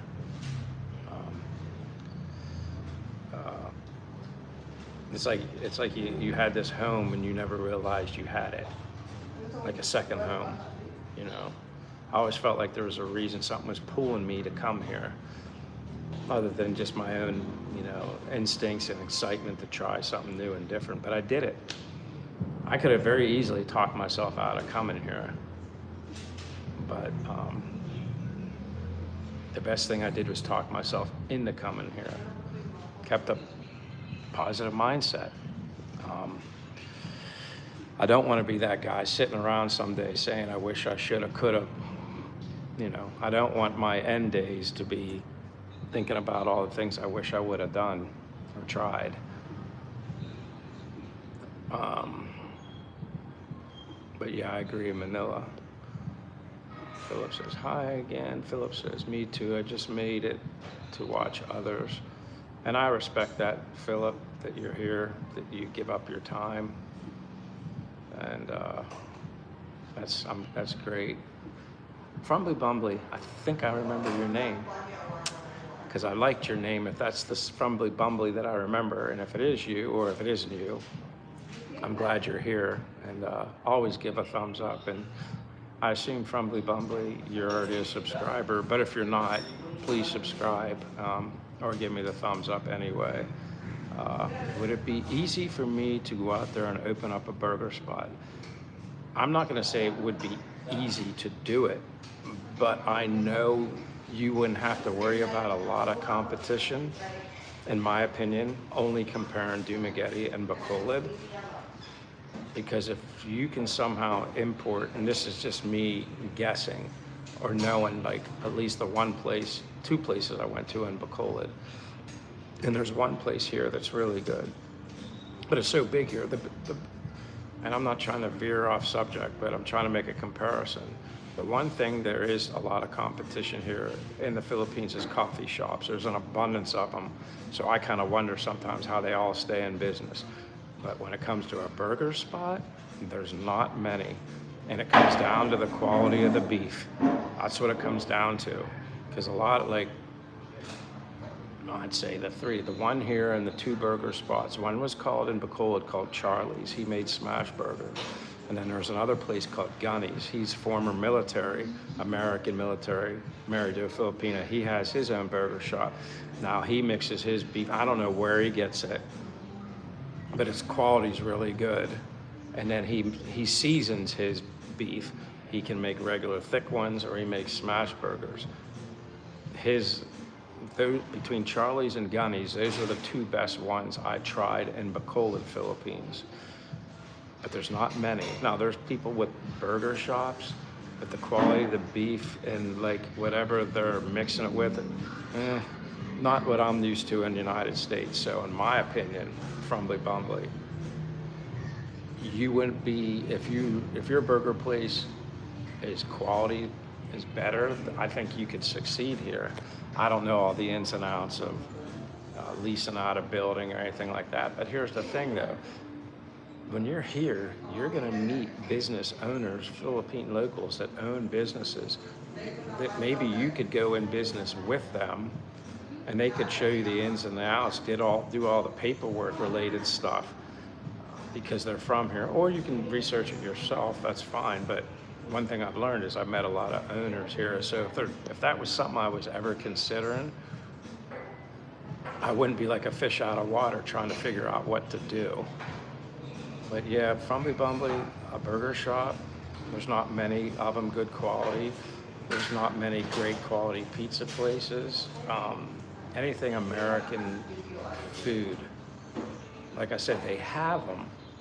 The quality is not what I'm used to. And I don't remember where you're from, Frumbly Bumbly, but that's when people ask me what I miss about the US. I say the food, the quality of the food. But that's a good question, Frumbly Bumbly. Bam in Philippines, hey, good morning, found you. Hey, Bama, that's awesome. I'm glad you're here. I'm glad you found me. Well, at some point, maybe, like, I do want to have like a moderator, but I'm good right now because I don't get many people here, but I'm so thankful and appreciative of who you are. Bam in the Philippines, thank you so much. Started this live a while ago with Che, my girlfriend, but she's had to get ready, do some things because she's going to be taking a bus trip with her mother and I think her brother to go to the province for a few days for the weekend. But Bama, always appreciative, especially with familiar faces. You guys take your time for me. You don't have to, but you do. Mr. Dave says, how did you first manage to meet Filipina P? She came up to me at the Boulevard in Dumaguete. It was like my first week here. Yeah, that's how I met her. And then when she approached me, I was pretty sure I knew who it was, but I was kind of like trying to convince myself that it wasn't her. It was just somebody that looked like her. That's how I met her. Talked for a while then, saw her again maybe a few days later. She was out doing random interviews with the local, I guess men and women, but Filipinas mainly, for content on her channel at the Boulevard. And that's how I met her. And then I would see her more often, and she knew me by name. And then each time we talked more and more. She'd sat down and an hour sometimes, like, and I'm like I said, I will forever be grateful for her because she's so busy. That girl never sleeps. She's a very driven, loyal individual, and talk about generous with your time to a complete stranger. Well, we're not strangers anymore, but do that. And each time we ran into each other, and then she asked me if I had Facebook, and I said yes, and she said she sent me a friend request on Facebook, and then we just, I don't talk to her that much since she's been in the U.S. A couple times, we messaged back and forth, like randomly when I went back to the U.S. in March, and then I told her when I was coming back, and last I spoke to her, she said she was supposed to come back to the Philippines before Christmas. I don't know if that's still the same, but she's been in the U.S. for a while. I think she went to the U.S. before me in March, I think. I think she went before I did, so she's been there quite a while. So that's how we met. And then, like I said, I'd run into her here at Butt First, or she'd be out again doing interviews in the middle of the day. And then she'd say, hey, Michael, invite me. Like, she's super nice. Like I said, sometimes you just meet people and you click with them. Obviously, she meets a lot of people, so I was thankful. Dave Travel, the Archer says, anyway, I've made it to the coffee shop myself. Time to slurp my Americana. Hey, Archers, cheers. I'm still slowly sipping mine. That's because I'm talking too much. But that's what a live stream requires. It requires the ability to be able to babble. And I always tell people, they're like, where do you get your ability to talk so much, Michael? I said, my father. My father's a big talker. And as I got older, I kind of thought, yeah, I'm kind of just like my dad when it comes to that. But enjoy your Americano. Nothing like a coffee, not like the first one. Dave says, my friend owns many restaurants in Davao. It doesn't seem hard. He said it's very profitable. I agree. I mean, when I went to Gunny's and Bacolod, there's always somebody in there. Food's prepared very well. When I would go to Charlie's, that place was always busy. People always say, well, what did you like better, Charlie's or Gunny's? Well, like I said, Charlie's was a smash burger. Gunny's was more of a regular thick burger, which he did make smash burgers if you wanted them. I like them both. But if you're gonna say what type of burger do I prefer, probably the smash burger, thinner. I don't like any red or pink or blood in my burger, so at least you know when you're getting a smash burger, it's never gonna be undercooked. Philip says, yes, you truly right, because some come with the chronic loneliness and they need to understand it better than that. Archer says, how long was the Philippines on your radar before you went there? Let's go back in time here. I came to the Philippines in July of 2024. I started probably researching about the Philippines in like November or December of 2023. And basically, like I've told people this before, was the Philippines just on my brain, or was it shown to me? And it was shown to me just because I did a search on YouTube, like tropical islands or something in the world or something like that. And then that's when all this stuff started coming in my timeline about the Philippines. And then particular YouTube, obviously, Filipina P's channel, boom, right away. My friend Corey from It's Me, who I was just a subscriber of his, and now I'm friends with him. Which I was kind of alluding to earlier. That's the uniqueness or the interesting thing with all these YouTube celebrities that I was a subscriber of. I became friends with them. I happened to be at the right place, right time, and met them. Same thing with Philippine Family Life with Leah. Leah and Gary were together in the Robinson Mall within the first couple weeks that I was in. I'm gonna put my power bank on the back of my phone, but they were in the Dumaguete Mall. Give me 1 second. All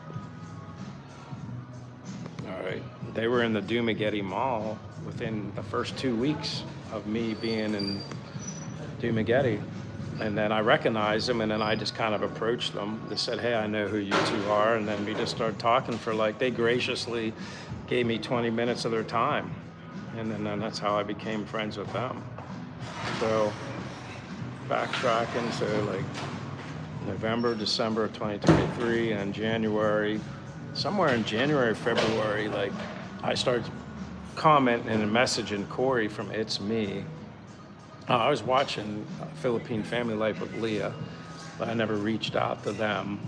But Corey, I did, and then he was very inspirational, motivational to me to get my butt here to the Philippines. I owe a lot to him. He didn't have to really convince me per se. He just didn't allow me to procrastinate. He didn't allow me to talk myself out of coming to the Philippines. That's what Corey, and if you're not a follower of his channel, It's Me, I highly recommend you doing it. He's a super great guy. His wife Raquel is super nice.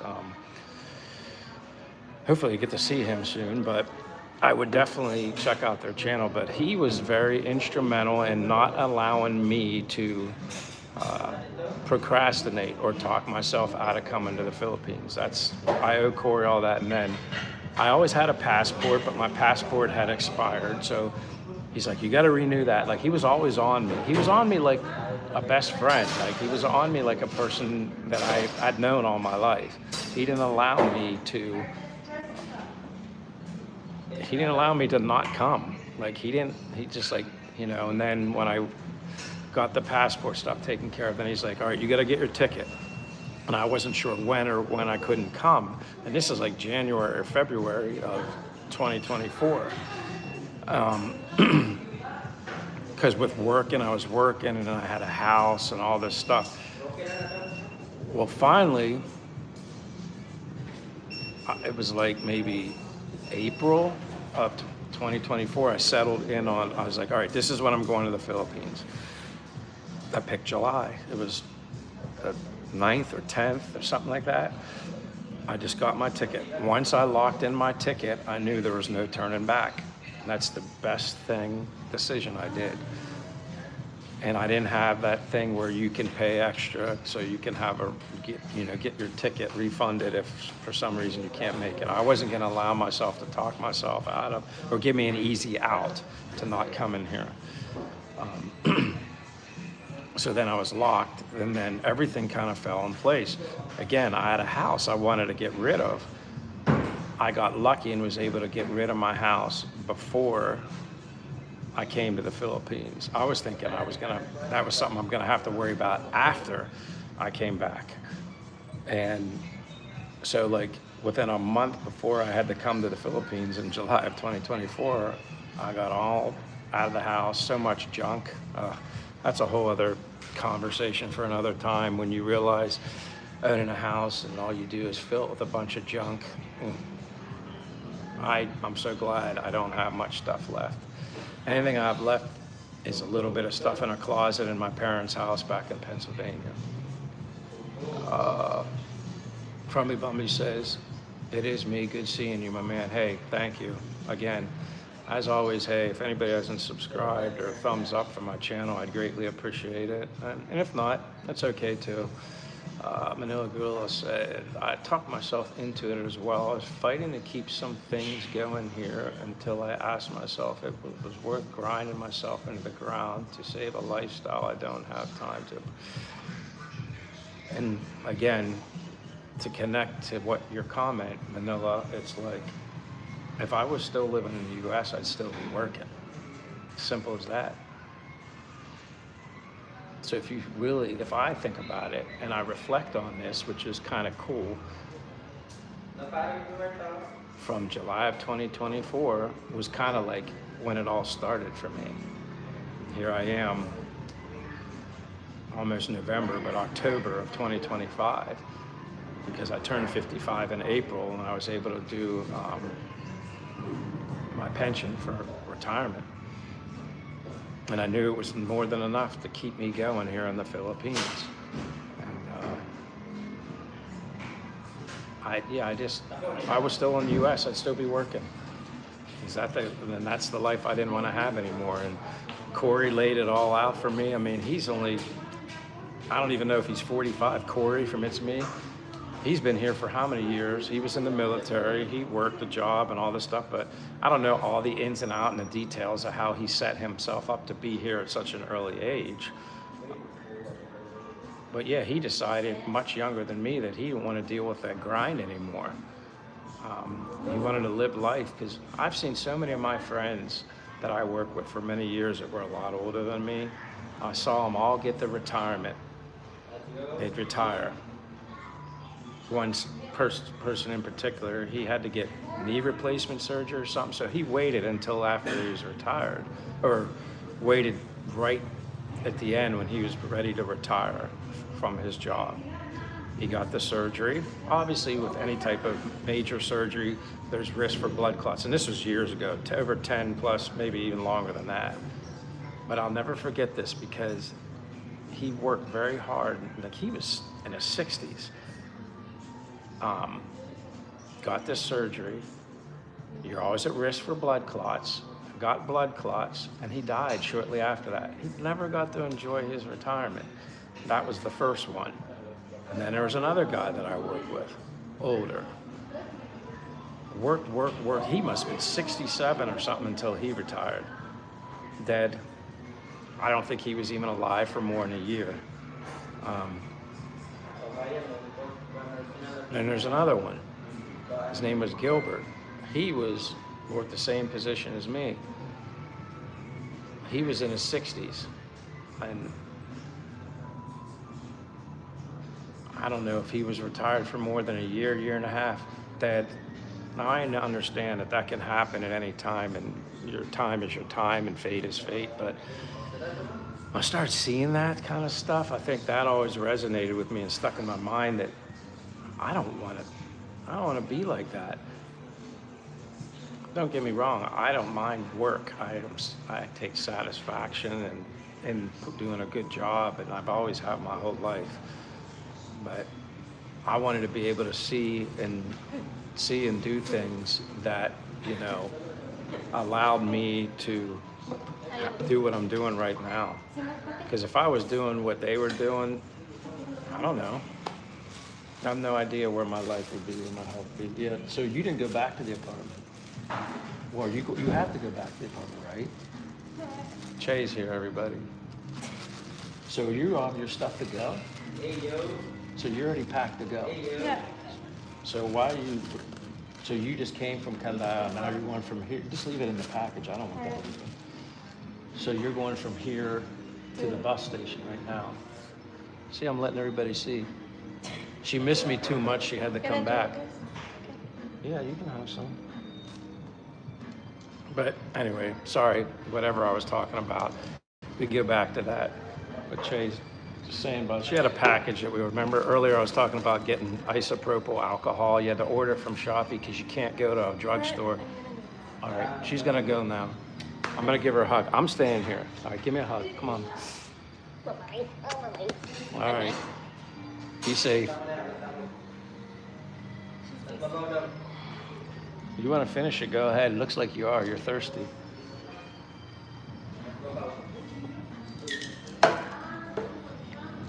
All right.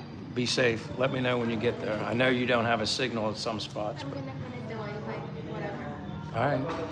Okay. All right. What do you want me to do? Jump on your back? I know. Look at her. All right. Bye-bye. They can't hear you. You have to say bye. Bye-bye. Like bye-bye. All right. I'll see you. Be safe. She's leaving now. Yeah, she had to bring me this package. She had delivered to her mom's house. But yeah, isopropyl alcohol. You can't find like pure 99.9% ice rubbing alcohol to clean things.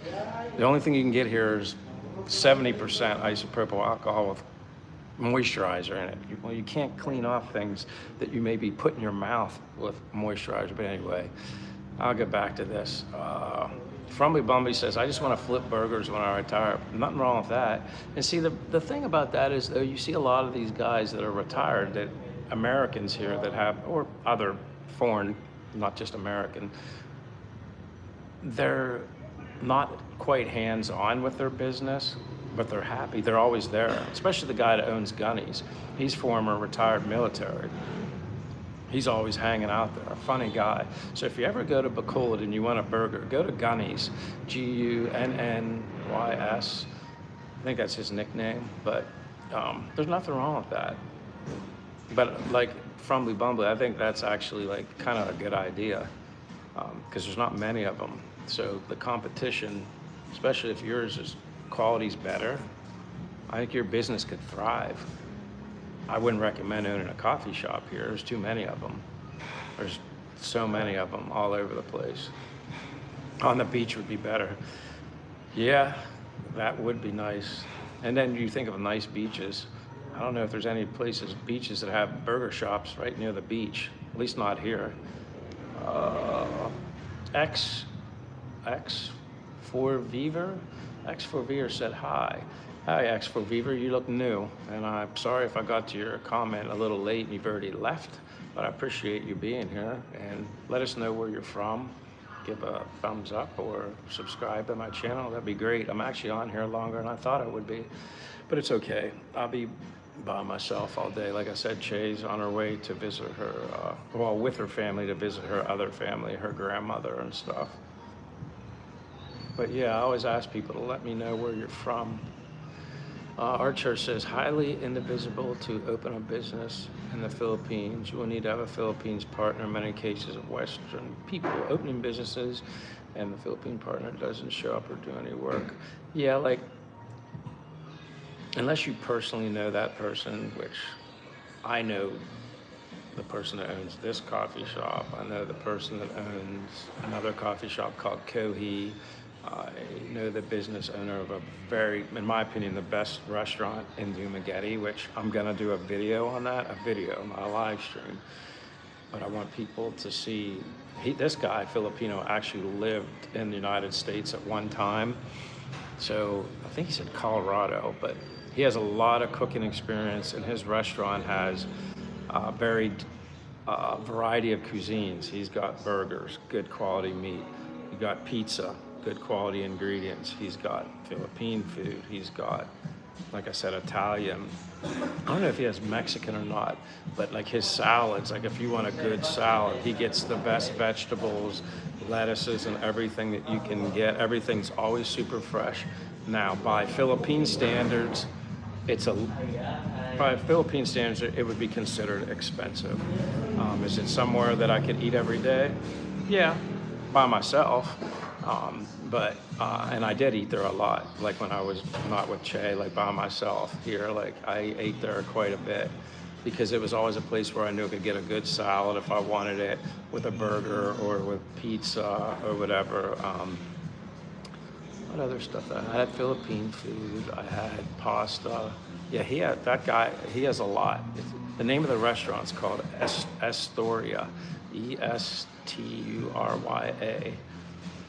But I'm gonna do a video. I've already actually asked him. I wanted to do a video interview, kind of tour of his restaurant.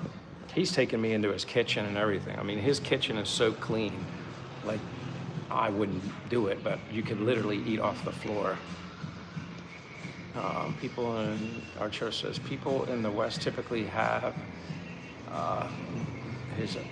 this own a bar or a restaurant dream and then find out what it's like. Many examples of that happening. YouTube is full of videos like, oh, I'm sure there is. I mean, I'm sure there's success stories. I'm sure there's failures, but I guess if you have the money and it's a passion of yours, I guess I'd kind of do it. Somebody even asked me if I could start my own business, what would I do? I'm like, definitely not a coffee shop unless you just really creative and can do something different, because they're everywhere here. But I appreciate your comment and your support, our chairs, everybody here. You guys are great.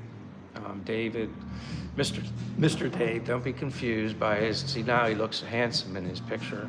Mr. Corey won't put you on his channel, help promote you.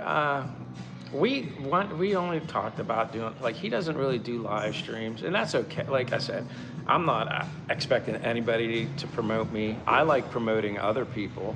I just think that's just me. I'm not saying it's right or wrong, but maybe Corey will. I don't know. Some people are just, he could have his reasons. I don't know. He's the one that said one time to me, he said, especially before I came here into the Philippines, he said, Michael, trust is earned, not given. So, like, I guess I'm typically I used to be a person that would always trust everyone until they gave me a reason not to. And he kind of instilled in me, no, don't trust anybody. It has to be earned. And I kind of learned from that. I kind of like that philosophy. David Jessup, hey David, nice seeing you here. I'm familiar with you, and as always, I appreciate you being here. I love when people support my channel, and I try to do my best and support everybody else's. I know it can be difficult. I do a lot of walking. I know that's not an excuse, but what I do is if I see that there's a live stream, I'll just keep my phone in the pocket and I'll just listen to the live stream, comment here and there, not as much as I'd like, but and then Thriving Filipina Expat. Your name's Michael, if I'm remembering this correctly, but I appreciate you being here as well. David says, yes, Mike, I should have come there sooner. So David, I apologize if I don't remember. So you're already here, or you've been here before and you're not? Just fill me in. So David did answer for me. That is Michael, Thriving. Thriving says, hi, David. Frumbly Bumbly says, 100% dude was a Marine, gunny, short for gunner. So, all right, there you go. Yeah, Frumbly Bumbly, did you ever tell me where you're from? I can't remember. And again, I hate to always repeat and ask the same question, but sometimes it can be difficult to remember where everybody's from. But again, if you haven't I'm trying to get to 30 likes. I've never gotten to 30 likes on a live stream, and I know I've been on here a while. So I always try to get 30 or 40 for Ray, but I'm actually trying to get 30 for myself. I don't know if that's possible, because I've seen Ray get up to like 30, and then all of a sudden all his likes start disappearing. Like, I don't know, someone playing games, like giving likes and taking away, but oh well, I guess that happens. Let me see, the art show says, coffee shop is closing, no more Wi-Fi. See you next live, Michael and Che. Hey, thank you, art chairs. I wonder what time it is where you're at. Well, it is midnight on the East Coast if you're in Pennsylvania, and then West Coast would be 9 p.m. Let me see. But thank you, art chairs, always for being here. Philip says, Mike, I got to check out. Thank you for having me. No, thank you for being here. You're always welcome. Anybody's always welcome. I just like to try and have good conversation and have some sort of value and information for people to help them. And all I can say is, if I can, for anybody thinking about coming to the Philippines, if I can do it, so can you. Sight unseen. I mean, obviously, I was here once and left and came back. So David says, on my way, I'm from Ray's channel. I'm the one. Okay, David, that's right. You're healing up from that. That story is just crazy. When you guys kind of explain it to me what happened, that's right. You're on your way. Now, would you have been here already if you wouldn't have had the mishap, to put you in the hospital, or did you already have a date in mind already set to come? I was just curious. I couldn't remember if you mentioned that before or not. And again, anytime I ask you something that you've already told me, I apologize if it gets lost. Sometimes, even though I don't get that many people on here, a lot of stuff can get jumbled, and then I forget stuff.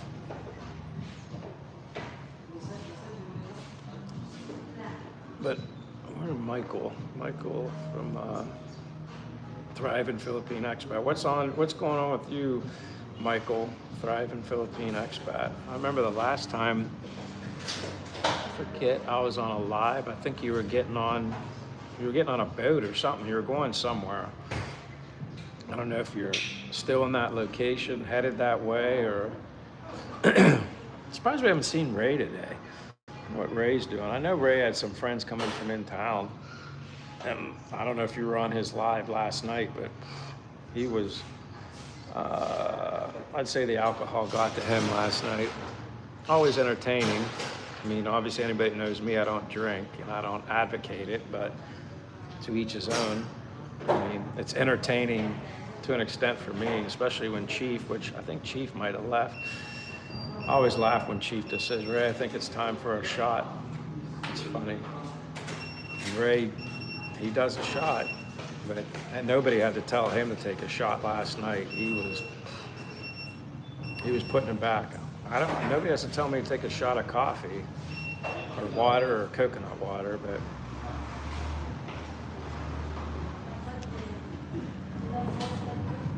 yeah, I can't even tell you the last time I had a sip of any alcohol. Some of you might find that like I'm boring, but I've been there and done that. I'm sure we all have drinking stories that we can share with each other.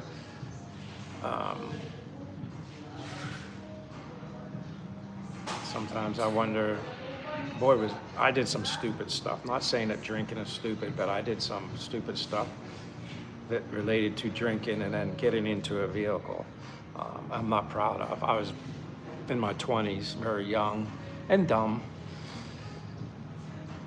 Yeah, if I could go back in time and talk to myself, I'd probably smack myself in the head a few times, shake myself, and be like, wake up, dumb dumb. But I'm lucky I'm here to talk about it. David says, I had tickets for December, but I'm coming now, November 19th. I want to stay here. Oh, so you weren't coming till December and then you moved it up. So are you still in?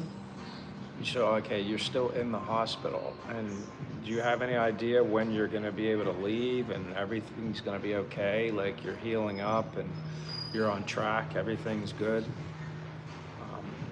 Prayed for you. That's a horrific story.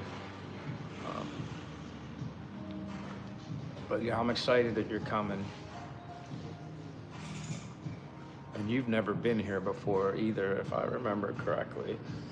You're gonna have that initial excitement and feeling like a little bit like overwhelmed and kid in the candy store kind of feeling. At least that's the way I felt. But that feeling hasn't gone away here. That's kind of like when I tell people, like, I can't show you my phone, but we all have cell phones. You know how you feel when you get something new, like a new toy, or you get the new car, or the new whatever you get back home in the US, and it's like you have this temporary happiness, maybe lasts about a week, and then it goes away. Here, there's no price on this type of happiness. There's no, that temporary feeling doesn't go away. Unless you just absolutely don't like it here, which I haven't met one person, and I'm being dead honest. Like, I try to think, is there anybody that I met that just doesn't like it here? I haven't met anybody that said they didn't like it here. They might not like certain islands or certain locations and then they go somewhere else, but I've never had anybody just say, oh my gosh, come here, and they hate it and they can't wait to leave. That's never happened. I'm not saying that there aren't people like that, but I've never met anybody like that.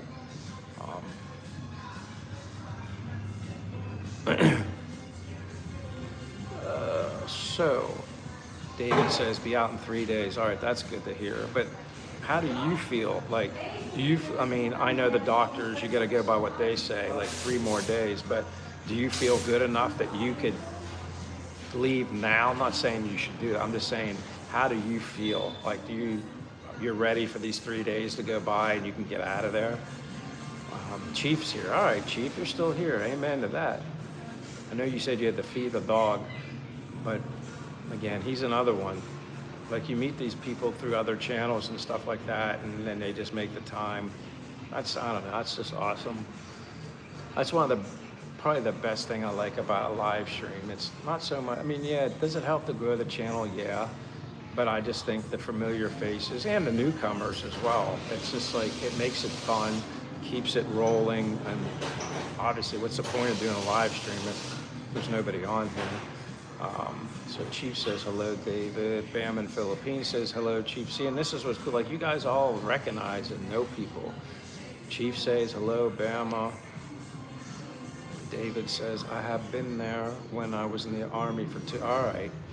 And that seems, yeah, like Corey from It's Me. He had been here when he was in the military, which is understandable. That's how they get the opportunities to visit these countries, like as a serviceman, and then they get to come back as a civilian.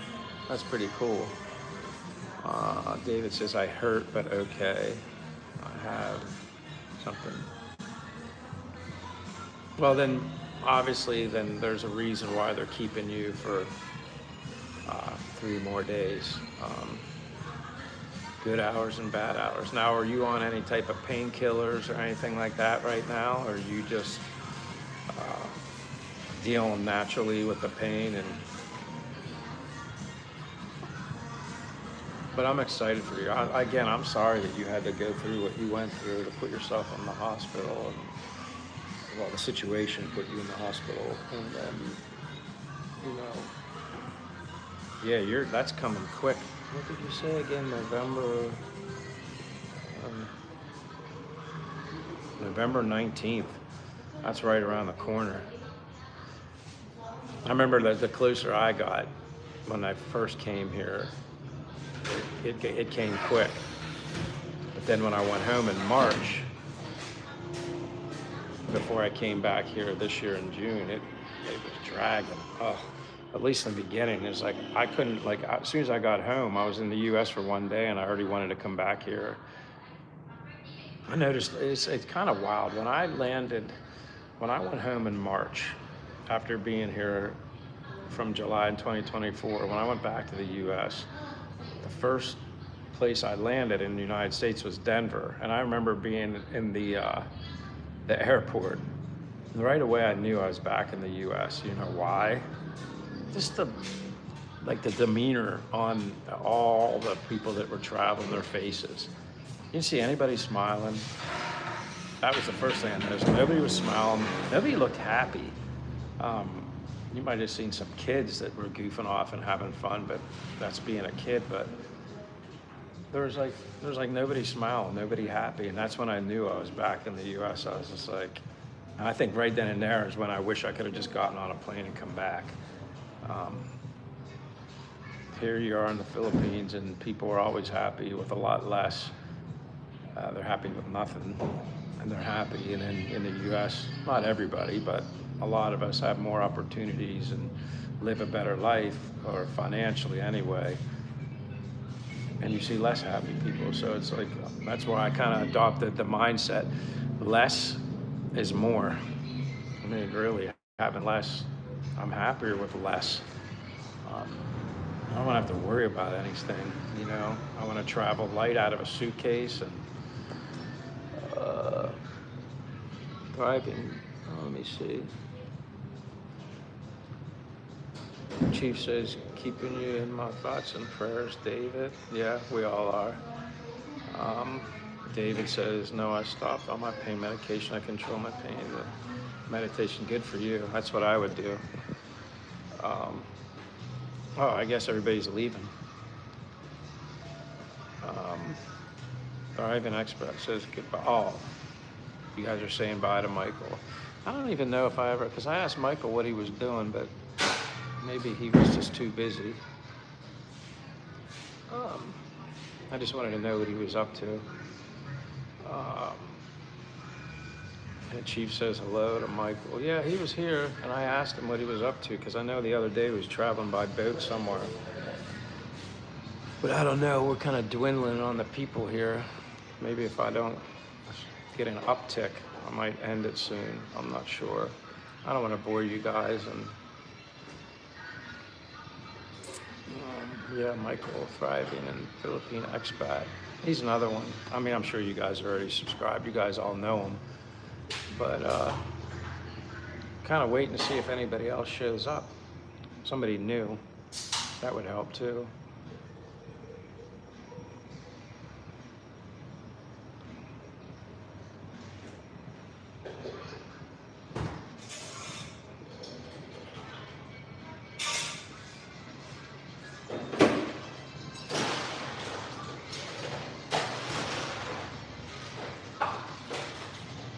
But yeah, someday, I know James and Karen on their channel, they have the Starlink. I really like that, but I don't know how much they pay, how monthly, or how much that costs. That'd be a good question. I actually should have asked them when I was on there. I didn't think of that. Oh, Manila's here. Oh, cool. All right. Like I said, when I look and it shows how many people are on here, it varies. It like goes up and down, up and down, up and down. Now, I don't know if it's fluctuating because people are popping in and popping out, or there's actually, it's just misinformation. Like maybe there's 2 and then it shows 8.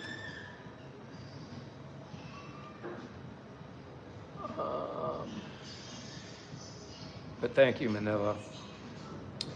Chief, you're a great supporter too. Every time I do a drink for you, Manila, here's to caffeine and coffee. giving me the ability to keep talking, and not to bore you either.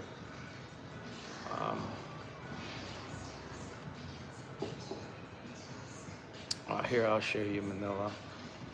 See on the wall there? That's where I'm at. Or right there. But yeah, they have some Halloween decorations up. But this is where I come, and then you can sit back in there too. But yeah, But First Coffee. It's like my #1 place where I have very good friends here too. It's quiet now though. Like I said, I think most people come a little later. Today is Friday, but then the weekend, like later this evening, like, 'cause this place is open till midnight, which is kind of nice.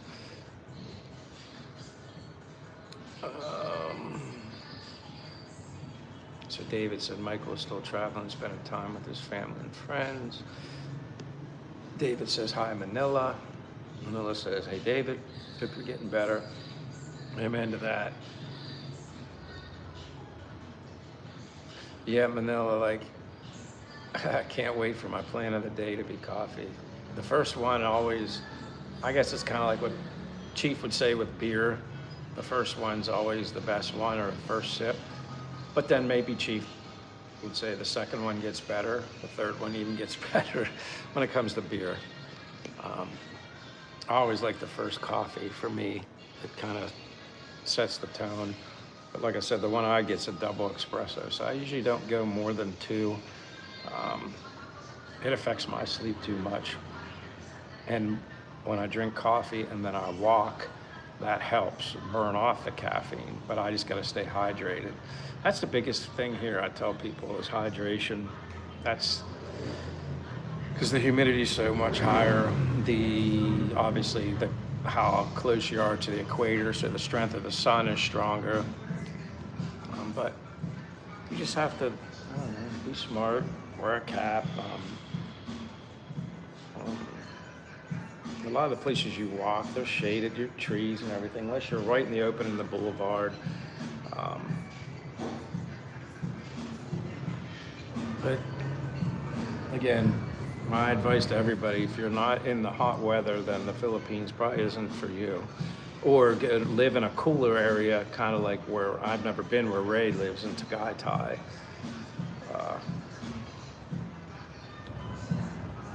But if you live in Valencia, which is near Dumaguete, it's cooler up there. As soon as you start hitting the higher elevations, it is cooler. But I don't like being that far away from the ocean, because I'm not a motorbike driver, so I need everything to be within walking distance. And again, I might at some point get a motorbike.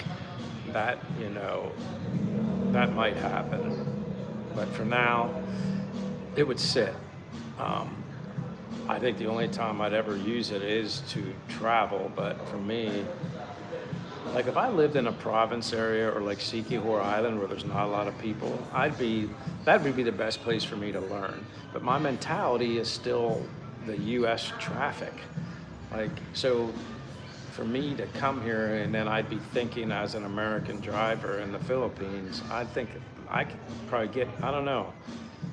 It's almost like my US driving mentality could maybe get me in trouble here in the Philippines. I'm not sure. But other people have obviously adjusted too. The only foreigner that I personally knew that had a motorbike was Gary, which would be Leah's husband from Philippine Family Life with Leah YouTube channel. Corey from It's Me, he has a car, but he don't even like driving a car. He especially hates it when he gets into the city, so.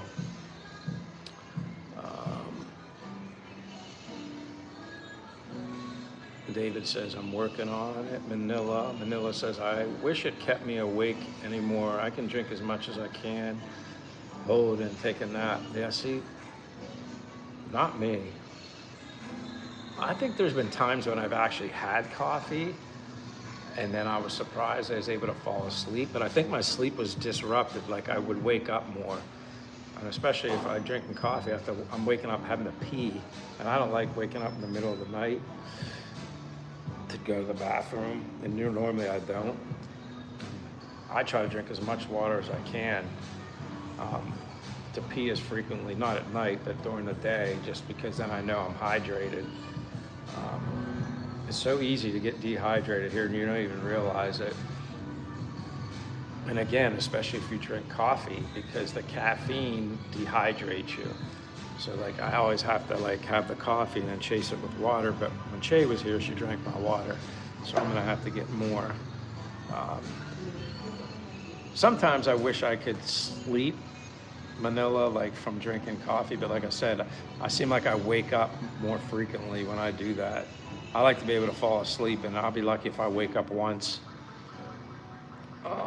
Rick in Asia, hey, good morning, Rick in Asia. So thankful for you being here. Um, what's going on with you? Um, Let me ask you this, Rick, because I'm sure you mentioned this to me before. So from you're Australia, but you're here in the Philippines. But where in the Philippines are you? Again, when you start meeting more and more people, everything seems to mix together sometimes when I think I know where somebody's from and I don't. I was just curious. But he says, morning, hope you're well. First beer is the best. I'm Australian and love beer on the weekends. Now, Rick, also, do you drink coffee? Manila says, I just started driving around the areas with less traffic. Desensitized myself a little. Yeah, and see, I'm overthinking it too much. I think that's my problem. Like, I remember when I first got here into Dumaguete, just walking, like I was like, holy hell, how am I gonna cross the road?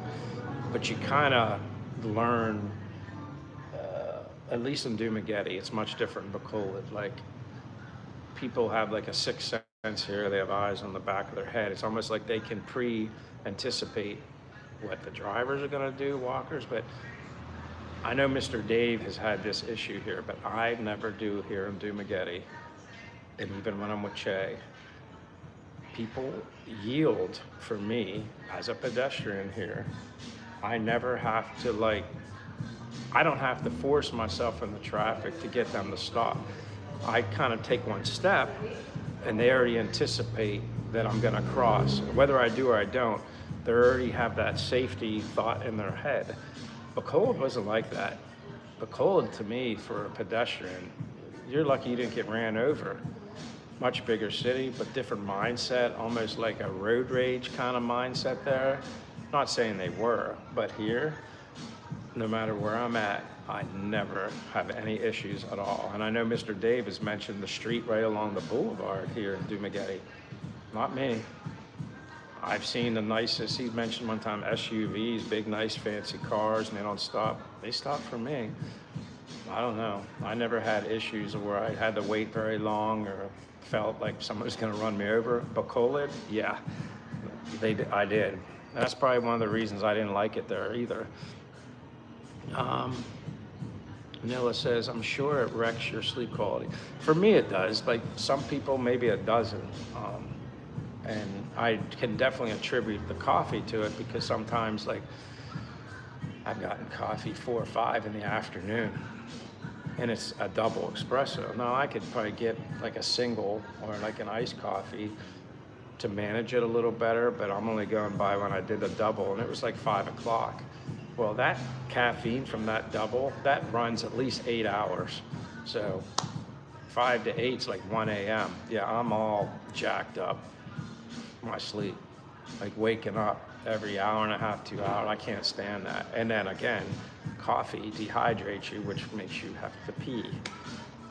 And when I don't drink coffee, and now I can drink water before I go to bed, and I'm not doing that, but again, the caffeine's trying to remove the water. Rick in Asia says, General, Santos, and Mindanao. You know what? I've heard a lot about Mindanao lately. And I know most people's impressions of Mindanao are, they always relate Mindanao to that, I guess, unsafe section where there's been stories with some foreigners disappearing or whatever. But I've met plenty of people that have lived in other parts of Mindanao, and they love it there. You know, they've always had good experiences there. So, yeah, it's like anywhere you live. It can be Mindanao, it can be in the United States. There's always areas that you're told to, hey, you might want to avoid going in that part of town. I have that in the U.S. too. So you just avoid going to those areas, you know. But I don't know, like, it's funny how when people describe things as a foreigner and they're here and they're like, hey, you don't want to go to this area, you know, it's just like as if where they come from, they don't have bad areas too. It's just the same. It's just in a different country. Rick in Asia says, I purchased a scooter motorcycle the other week. I've been riding bikes for 40 years and it's taken me a lot to get used to driving and riding here. Well, that's an interesting comment coming from you, Rick, because you've been riding for 40 years. Me, no. I never had a bike. I grew up on dirt bikes, living in the mountains in Pennsylvania. Grew up on dirt bikes, four-wheelers. I've read, we call them mopeds, although we had mopeds, the pedal ones, and then those kind of faded out, and then it was just like moped without the pedals, but yeah, motorbike. I've rode those, but never on the, maybe I did but see, I rode in the United States, and that to me, I just had a comfort level there.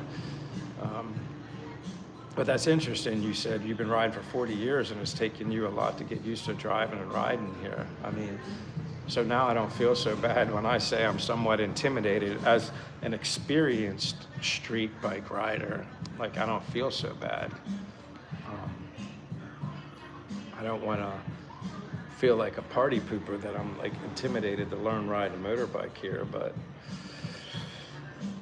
we'll see. I mean, I think the only time that would benefit me riding would be renting one if I'm at a particular island just to travel around. Not in the city, like Sikihor, Bohol, more of a rural country-like setting, province setting. I'd feel fine with that, but that would be the only time I need it. Me owning a motorbike would make absolute no sense when I can walk everywhere to get what I want. I wanted a home base in a city-like location as a home base, and then when the opportunity presents itself, then go travel somewhere for a couple weeks and then, come back. Always have a place to go. Another girl said, Rick, what did you get? He says, a Yamaha Aerox 155 V3 Manila. Yes, there's places I wouldn't go just the same as places in Australia. So that's interesting. See, I don't feel so bad now. That coming from you, 40 years experience, and I don't have that experience. So it's okay that I'm hesitant and afraid to ride a motorbike.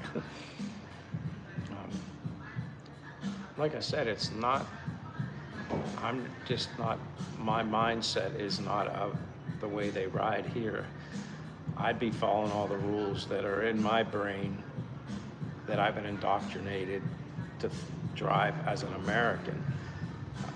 I don't think my American safety driving skills, I'm not saying I'd be in danger, but I would be anticipating maybe them to do something American driving style and they wouldn't do it, and then maybe I'd get myself in an accident. That's what concerns me the most.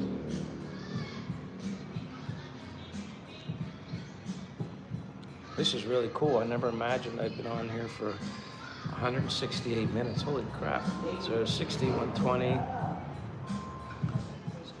I'm almost at 3 hours. Yeah, 60, 120. Wow, I didn't think I'd do that. But without you guys, I still wouldn't be here, because as soon as I'm done talking to you guys, I'll be doing this for several hours, getting some walking in. I'm used to riding big bikes. I'll get a larger displacement motorcycle in 2026 for traveling. I've always two bikes. So Rick in Asia, what is the hardest thing for you to, I guess, get used to or get comfortable with here in the Philippines? Is it just the obvious?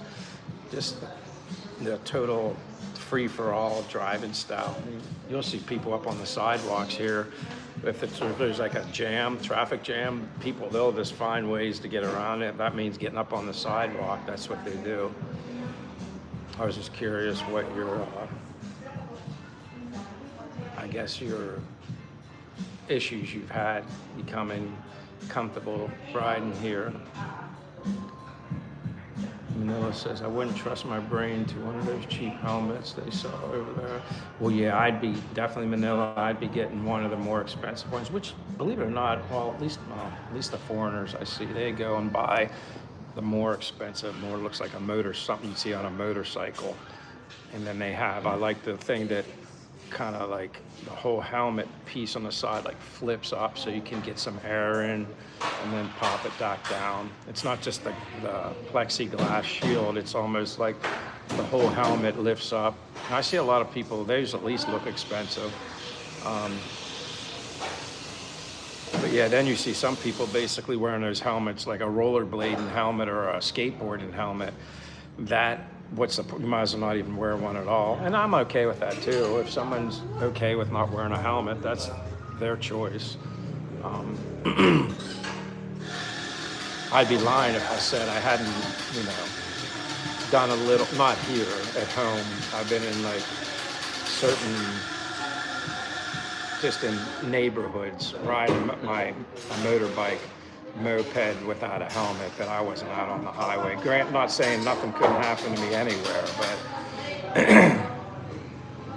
yeah, definitely. I've done like this joyride from one friend's house into a rural suburban development neighborhood to another. I'm on the moped for a minute, but anything can happen in a minute. So yeah, it's like you can never be too safe. Manila says, I wouldn't trust. Oh yeah. Rick in Asia said, the crazy drivers here. I don't know if I want to just say they're crazy. They just adopted a totally different style, but they know what they're doing. Like, I'm actually surprised I haven't seen more accidents here based on their style. But like I said, it's almost like they all have eyes. They have several sets of eyes all on their head. They're very good at anticipating, for the most part. Now, I saw more accidents in Bacolod with traffic lights and supposedly a more organized, more westernized traffic setting in Bacolod than here. I saw more accidents in Bacolod and less here. And I walk everywhere out there. So like when you're walking, like I said, I see a lot of stuff happening. And yeah, it's another thing. It's almost, yeah, it's like, and putting street lights here would be crazy because that would probably take them forever to ever adapt to that. I'm not saying they couldn't, because I've asked local Filipinos, do you think they'll ever put like street lights or anything like that here? And they said they've talked about it, but they just said it would probably cause more chaos because they're so used to not having traffic laws like that. And I kind of get what they're saying. It's kind of like me trying to put my traffic law mindset from the United States here. I only think one way. So.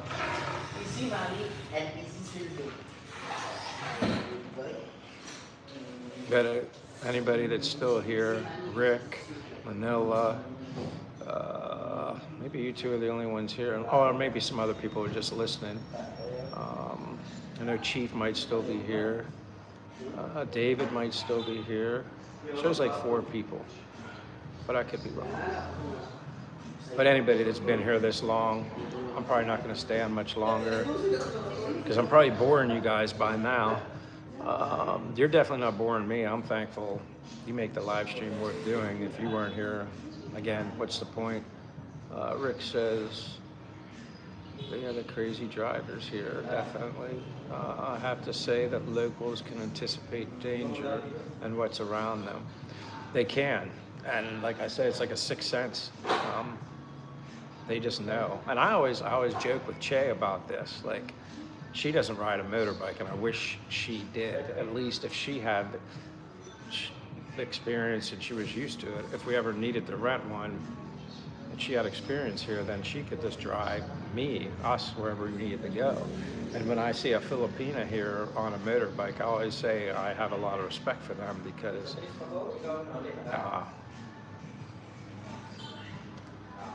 it's expected to see a man, a Filipino, a guy on a motorbike, but when you see a female here doing it, blending right in with these men that are just as good as drivers, you know, I have a lot of respect for a Filipina that's not afraid to learn how to ride a motorbike. And I always joke with Che, I said, see, you should be able to ride a motorbike. Then she could be driving us around. So I always tease her. Manila says, I don't know how it works, but it does. Yeah, you're right. And I guess it's kind of one of those, like I said, I don't see many accidents. And how, I have no idea. And I guess it goes with the famous saying too, if it ain't broke, don't try to fix it mentality. Obviously, what works here might not work somewhere else, but it's okay. Just like what works for us might not work here. Not like it couldn't work. It would create more of a steady flow of traffic, but yeah. I would never expect them to adopt to westernized traffic, just like we wouldn't be expected to change ours in the US or wherever you're from to be like this. You know, it is what it is.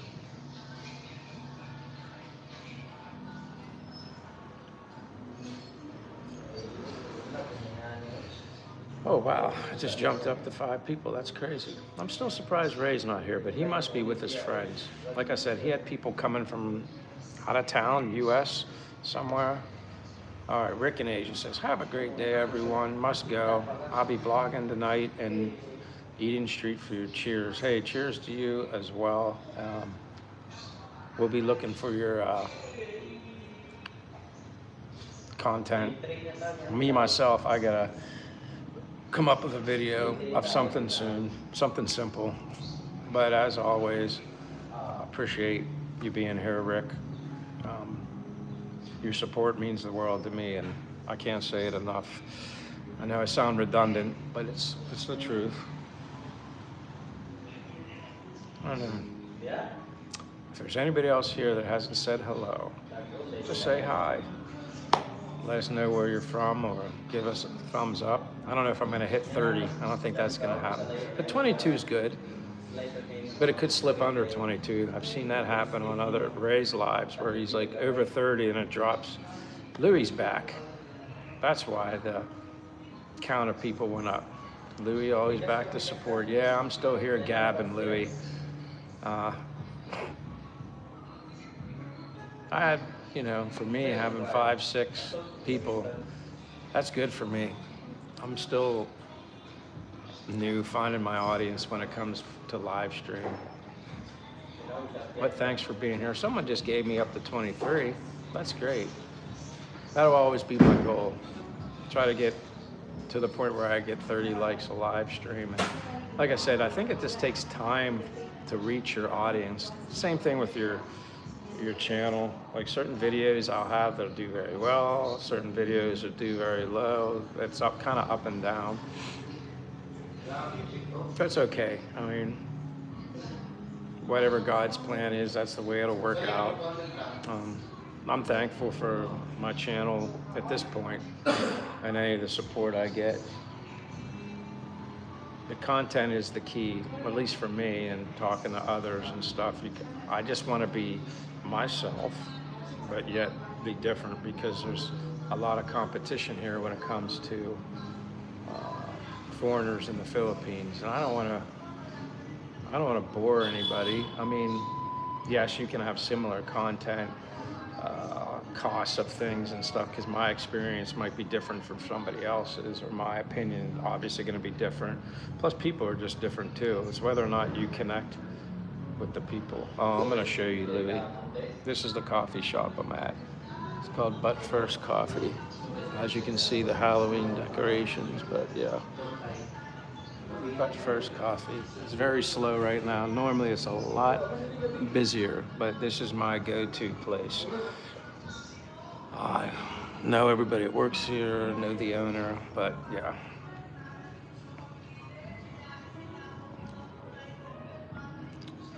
But yeah, that's where I'm at. Manila says, I think time is the biggest factor.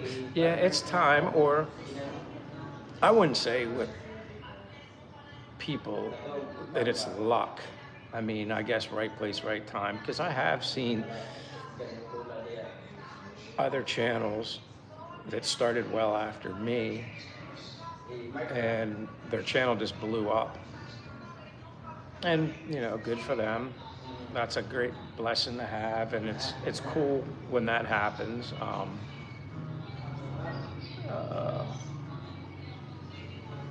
But as a, I'm not, I wouldn't even, I mean, I'm still such a newbie to even say I'm a YouTuber or a vlogger. I mean, okay, I'll take that title, but for me, it's like, there's a plan, I guess, for everybody, and when the time is right, the time is right, or maybe the time will never be right. I don't know. But it is, you know, the algorithm reaching your audience. I've had one video that really blew up, and that was me interviewing Leah and my girlfriend Che. It was just about why some Filipinos choose to date or get in relationships with foreigners. And that one, I mean, right now, it's well over 15,000 views. So it has opportunity. I don't know how much people would be interested in me interviewing Filipinas, but maybe, like I've always said, maybe I should just find random people when I'm out walking, because I interact with so many people because I walk a lot. So maybe that would be a good idea to incorporate that a little bit in my channel. I do meet a lot of Filipinas. I mean, that's, you know, that's kind of part of being a foreigner here. So I think that would be easy. You know, one other friend of mine, subscriber, but I consider him a friend, Mr. Dave, he said maybe incorporate a live on the spot wherever I'm at, and see if people are interested in just getting in my live stream with me, local Filipinos, and, you know, either they talk or ask them questions about, you know, here in the Philippines. But I know that could take place at the Boulevard easily. But again, it's what people are interested in seeing. But Manila says, I just post, oh wait a minute.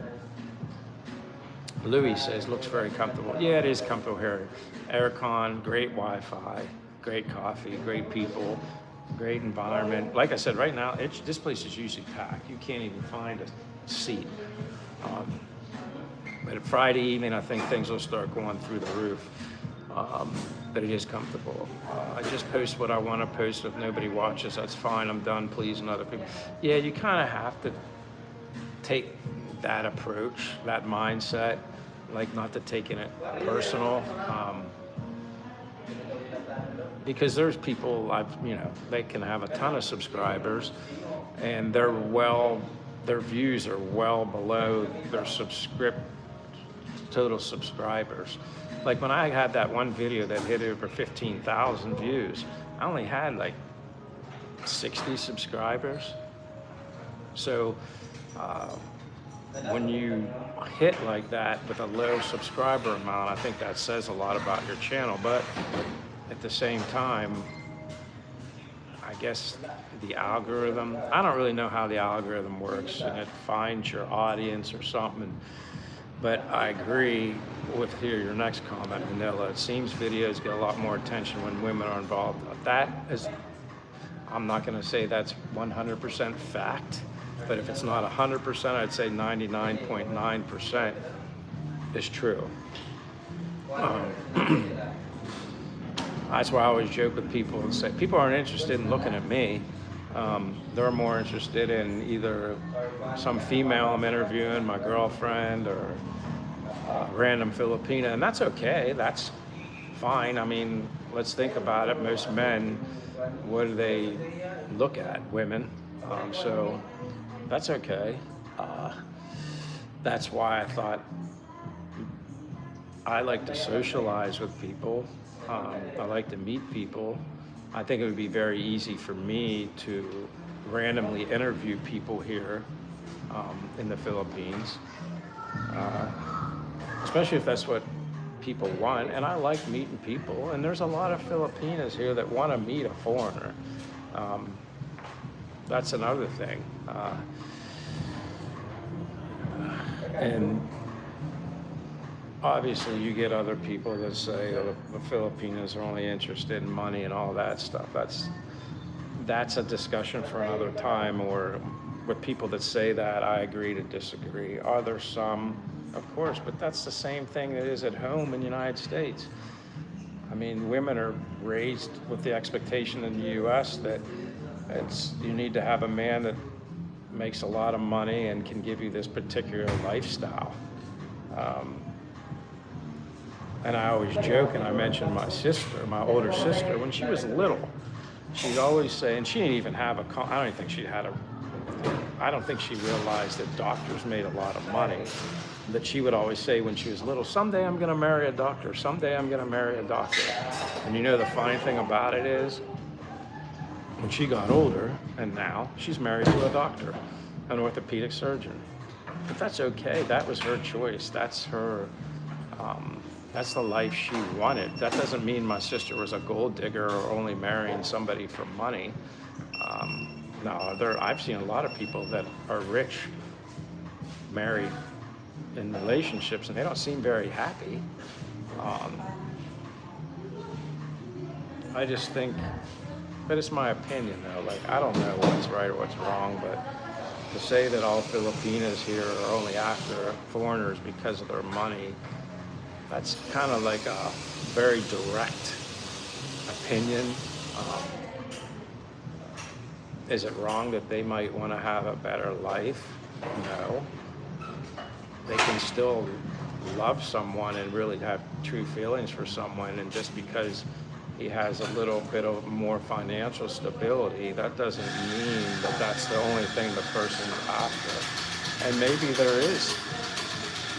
I'm sure there are people that have motive, the term gold digger, yada, yada, yada, but you can say that about any person in any country in the entire world, not just here. Yeah. So then, if you come to the Philippines, be smart, don't rush into anything, and there's a lot of beautiful women here. I tell this to my friends or anybody that asks from back home. I'm biased, and I'd say Asian women, Philippines, wherever in Asia, are the most beautiful women in the world. But beauty can sometimes, it has to be more than, it's beyond skin deep. If you can find a beautiful person with a beautiful heart, then you have something special. But at the same time, I tell everybody, take your time, don't rush. When meeting people, even myself, I take my own advice. I'm with Che, but I'm not rushing anything. I'm not looking to rush anything. I'm taking my time, I'm still getting to know her. A lot of us make the mistake, and myself included, in previous relationships. In the US, it's like you meet somebody, you gotta grab onto them right then and there because you're afraid of losing them. Here, and I'm just being honest, if you meet someone, you never have to feel insecure as to whether or not it's going to work out. Let it take its course. It's either going to work out or not. And if it doesn't, that's okay. Because the opportunities for a foreigner to meet another Filipina here, in my opinion, are very high. So you don't have to set any expectations and have that stress or insecurity that, oh my gosh, if it doesn't work out, what am I going to do? For me, I'm not worried. In the US, I can say maybe I was worried, but I also had ex-girlfriends that cheated on me in the US as well. So when I was cheated on the first time, I was scarred and hurt, and nothing worse than being cheated on. I think that's one of the worst things I've ever had happen to me emotionally as a man in my life. That's not easy unless you're just stone cold hearted and you can just bounce back from everything. But I loved that person, and that's what happened. So then it takes time to ever want to get involved and date somebody again, because you're scarred and you're in fear of being cheated on again, which I was in the United States. So I don't think I ever had any feeling of security in a relationship in the US. And some of that carried over here. Some of that carried over to in the a little bit. But I take that as a learning experience. Like, you know, life is about living and learning. You have to make mistakes, because if you don't make mistakes, you're never going to learn from them. And sometimes life sucked and it hurts. But at least here, I know how I feel. I'm not worried about, is it going to work or is it not going to work? I just kind of keep a positive attitude and just be like, one day at a time. If it's meant to be, it'll be. I'm not worried about it. Not here. If I was in the US, yeah, I'd probably still have that, I wouldn't say negative mindset, but I'd probably be just anticipating or expecting the worst situation to happen. All right, I'm babbling. Let me go to comments here. Louis says, I think it will be more easier to interview and interact with Filipinos in the province. I think you can record them cooking a traditional dish. Yeah, I could do that. That's if I'm in the province. For me, like right here and now, random girls at the boulevard, like, and I've told Che this, I said I could interview Filipinas. A lot of people, vloggers, do that. They interview the women and, you know, just basic questions. Hey, you interested in foreigners? You single? Your age? Talk about age gap, relationship, anything, you know. And I don't care, you know, as long as they're old enough, women, you know. And then if they're interested in talking, some of them like that, you know. So that could be fun, and I'd have fun. I like meeting people. But yeah, the province would be, that's a little further away from me and spread out, and it's harder, like you have to really go into their home, I guess. Louis said, I think you mentioned that Che is going to the province soon. I think that would be a good opportunity. Yeah, she's going up, like I said, it's just her mom and her brother going. I don't feel like traveling by bus. I wanted a break. That's where I have fun and I make YouTube videos, because when we go to her province, it's beautiful there. It's she took me to a rice field one of the last times I was there. She's like always showing me different places that we can visit, and that's, I think foreigners like to see that, the province life. But yeah, that's definitely would be a place for opportunities. Manila says, I don't think a woman can be faulted for wanting to improve. No, I don't. I mean, other people, some people may have a different opinion on that, and that's fine. Sometimes I wonder if some of those men that always say girls are gold diggers, or all they're after is their wallet and this and that. Although that might be true in some instances, I think a lot of these guys just had bad experiences and they're still maybe hurt or bitter, and that's okay. That's their prerogative if that's the way they want to feel. I don't look at it that way. And it's up to the man to not lead with his wallet. If you set the expectation, and I've learned this, if you set the expectation from the beginning that you don't lead with your wallet, because that's what we're trained to do in the United States, is to lead with your wallet, because what's usually one of the first things when you meet a woman out at somewhere, stranger, when you're in the US? Well, what do you do for a living? That's what they want to know. So right away, they're going to know if you meet a certain criteria and if they're going to pursue further the conversation. So they're trying to better their situation too. It's the same thing, it's just in a different country. At least that's the way I see it. Some people might not agree, and that's okay. Um,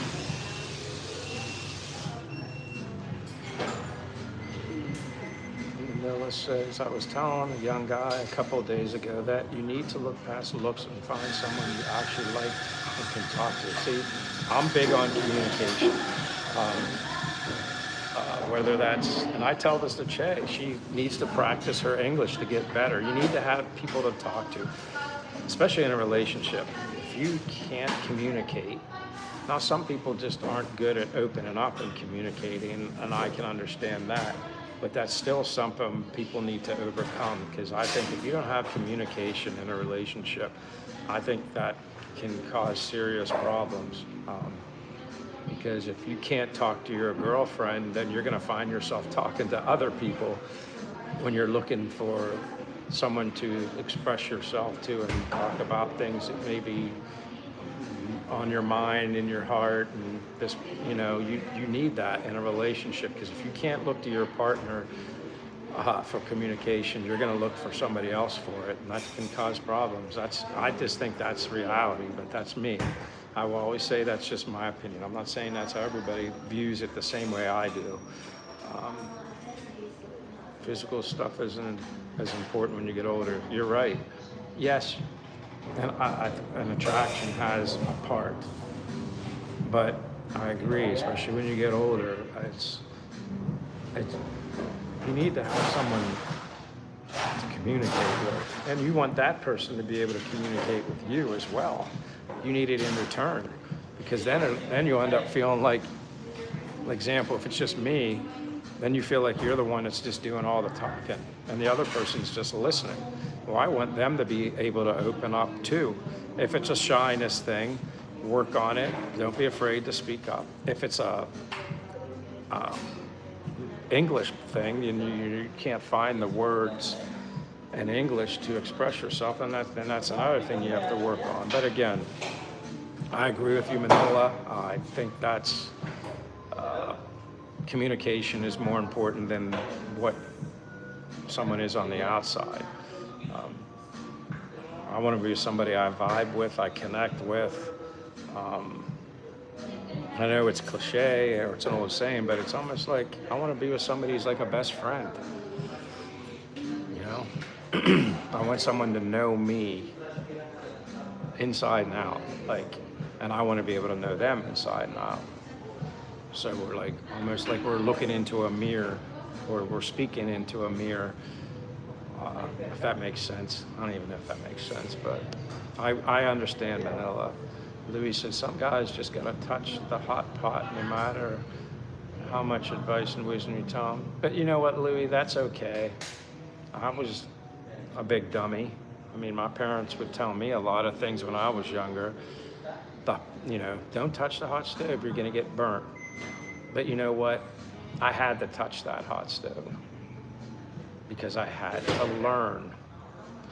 And that's a perfect example for so many other things in life. Michael, don't do this. This will be the result. Even though they're telling you, you still had to make that. We all end up doing something we're not supposed to.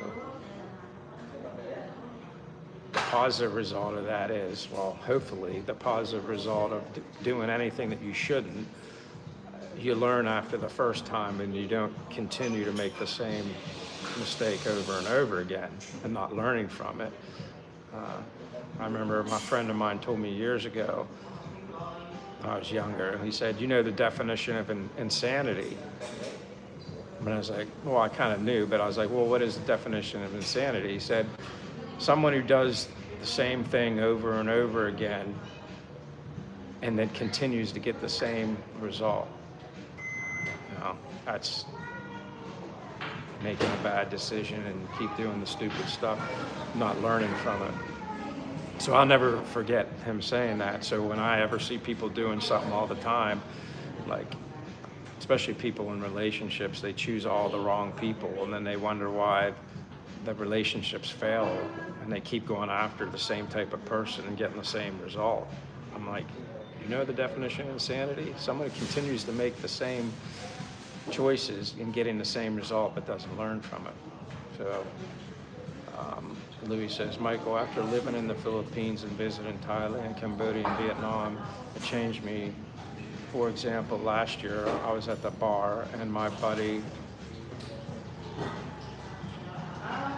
well, you meant cock block. You said Coke, I was thinking soda. Cock blocked me and took a girl home. And the next day my buddy heavily apologized to me, but after living in Seattle, I did not care. That's unfortunate, but that does happen. But you call him your buddy. Good friends don't cock block people.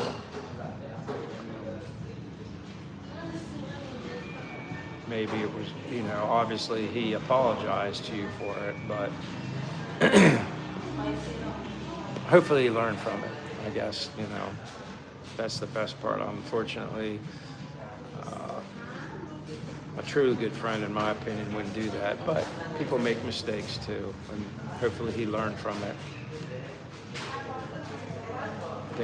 Dave says, what made you so interested in Palawan? So, Mr. Dave, just the videos, seeing how beautiful and just look like paradise, And again, I'm sure there's other places that look like paradise.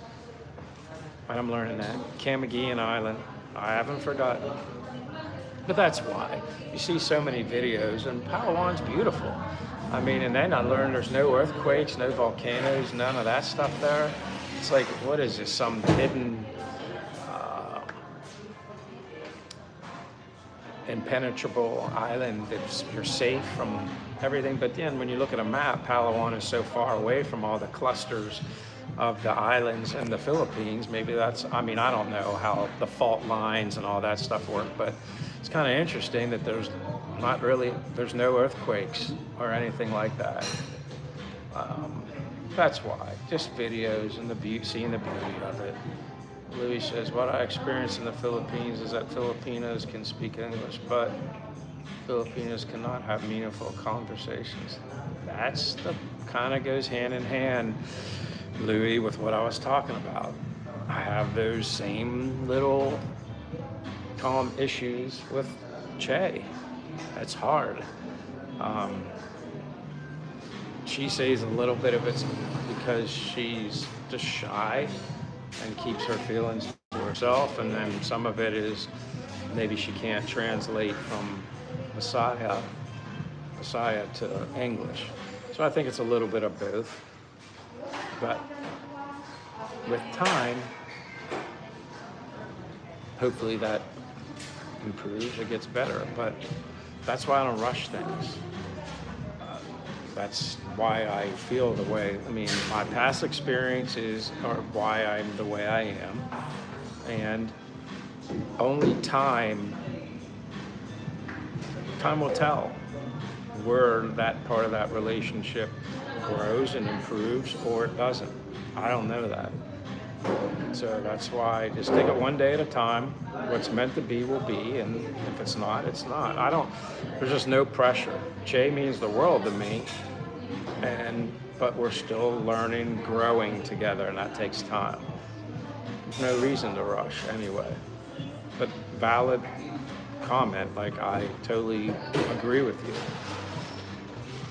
Michael, I visited my dad's province in Mexico, and I was able to have a meaningful conversation with a lady. We drank beers, and we just asked each other tons of questions, like what we wanted in life. See, that's great. That's important. Southeast Asia. Oh, my bad. I must have read that. I don't know why I said Seattle. Southeast Asia. I'll get that 3-letter thing down eventually. My bad. Seattle. That's why I'm so used to SEA means Seattle. Michael, the reason I brought up the Mexico thing is because of what you mentioned of the communication part. But yeah, that's very, very, very, very important.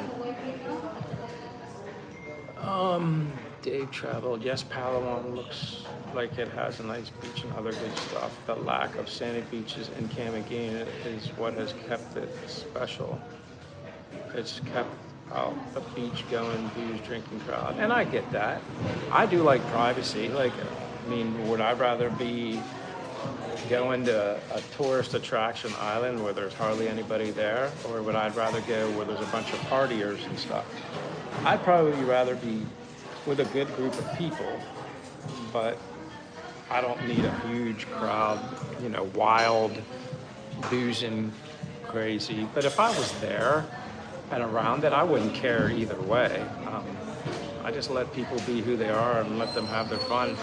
At least, like I said, I don't drink now, so I'm entertained by it. Like, how well when I stopped drinking, I was known as the designated driver, and that's okay. I was like the big dad, the babysitter, friends vomiting, throwing up all over the place. It was very interesting.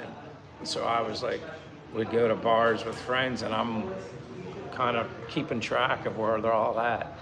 And I didn't mind being designated driver. Like, I had fun. I was a social butterfly. I was entertaining, making people laugh. And I didn't need a drink. Some people need a drink to kind of come out of their shell. They're a little shy. It opens them up, and obviously alcohol can do that. I didn't need that. And again, my reasons for not drinking anymore were just all, I didn't have bad health. I just didn't want to cause any problems or diminish my health in the future. So that's why I stopped. It was like, if there's no nutritional benefit in it, I was like, I'm not gonna drink it. Same with food and exercise, but that's a whole other topic.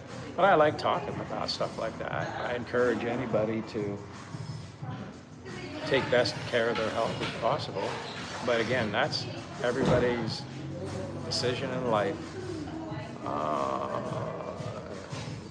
Michael, I lived with a Filipina for 2 years in the Philippines. I experienced of feeling like a third wheel when my Filipino will become so engaged in conversation.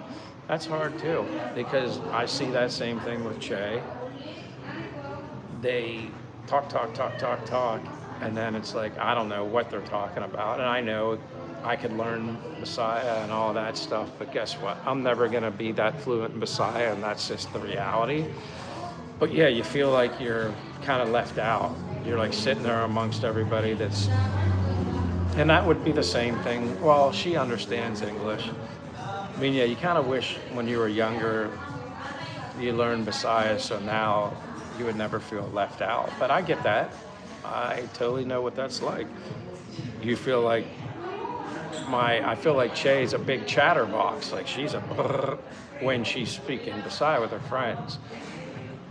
Meanwhile, I don't know what's going on, and if I'm not around another foreigner or someone who's fluent, then I don't have anybody to talk to. But again, this is all part of the learning process. It's what matters most to you, what you're willing to sacrifice. Takes time. These are all things with time that you learn. Either you like it or you don't. You can handle it or you can't. That's why I never, at least now, put all my eggs into one basket, knowing how things are going to work out. But you're making valid points, Louis. You're preaching to the choir. You're not preaching, but what you're saying, I totally relate to you, and you're right. That's why I think a lot of foreigners like having foreigner friends here amongst their Filipinas.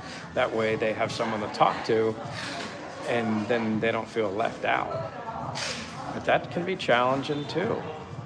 I'm used to being surrounded by everybody that speaks the same language, and I'm not out of the loop. I'm not a third wheel. But then I had people from Dominican Republic, Spanish friends. My previous girlfriend was from Dominican Republic. She's pretty good in English, and very, obviously, spoke Spanish. So like I would go to family gatherings and stuff like that, and they're all speaking in Spanish. Now, I knew a little bit. I knew more Spanish than I know Messiah. But even then, I would feel left out. Yeah, you'd feel like you were alone amongst... I was the only foreigner there, and that was hard. Manila says, Lou, pretty normal for me. The fun part is you can understand Tagalog. They don't need to know that. My wife catches me listening to her and throws her off. Well, good for you, Manila, knowing the language. I don't know Messiah. I pick up on some words. I guess if I was more focused on learning the language or feeling like I had to, like if I lived in China, obviously I'd be forced to learn Chinese. Here you're not forced because people speak at least some English, so I don't feel as pressured. Like if I lived in Thailand, maybe you'd want to learn Thai. But yeah, I get what you're saying. Dave traveled. I've been to every continent except Antarctica. Asians are the most different to us Westerners, probably because Asia is on the other side of the planet. Yeah, that's why I always tell people I never thought I'd actually live up to the saying flying halfway around the world, but I did. Check that one off the box. Flew halfway around the world. Luigi said there was a point where my Filipino will get flirty with a guy. Sometimes you don't need to understand what they're saying to each other when you know they're out there clicking and vibing. Yeah, sometimes body language, you don't need to speak a language, it's body language. Yeah, you can read that pretty easily. Manila says Tagalog is easier. I think I can't speak it well, but I understand about 70%. Good for you. How did you learn it, I guess? Just listening, or do you have some translator app on your phone, Manila? Like, interested to know how, other than just hearing it all the time, but sometimes they speak so quickly. I don't know if it's one word, two words, kind of like when we speak English, it all runs together. Louis says, at Manila, I learned a few Tagalog words, and I heard my Filipina telling a guy over the phone that he was Pogi. I knew that guy, and she knew that I did not like him. Oh boy, always drama in relationships sometimes. I try to avoid them. Manila says, been married to her for 20 years. Well, that would explain it. But you must be a really good listener. Like, it's almost like when I hear a language, which I'm gonna go to the bathroom because I have to pee. I'm gonna make sure she watches my stuff.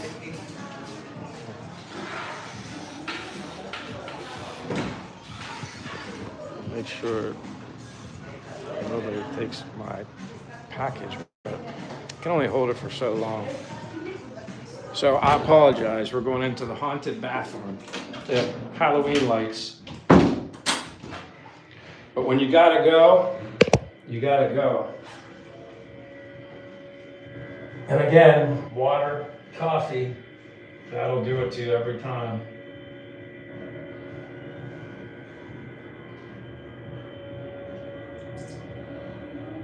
But yeah, like when I'm listening to other language, like it's kind of in one ear and out the other.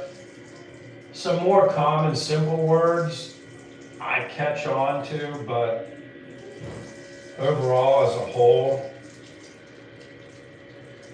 they're speaking too fast. I can't stay caught up with it. But like you said, Manila, you've been married to her for 20 years, so you're probably, I'm assuming, you were probably learning it and you didn't even realize it, you know? That's probably the best way to learn it. You didn't even know it.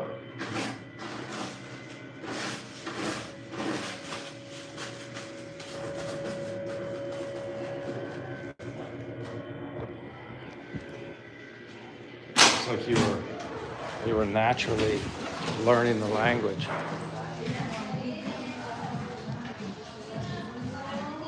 I'm gonna get back to your comments, but could I have some more ice water? Thank you. Let's see where I left off here. So Manila, you said you just picked it up. And that's what I probably figured. Thank you. You probably didn't even realize it. It was like a a natural over time way of learning. That's kind of cool, actually. Dave says, some people can learn languages easily. Some people like me totally can't. Well, that's why I always admire and respect little kids, because little kids seem to learn that stuff quicker and faster than anybody. Obviously their brains are like a big sponge when it comes to languages, and that's why you always hear the best time to learn multiple languages is as a child.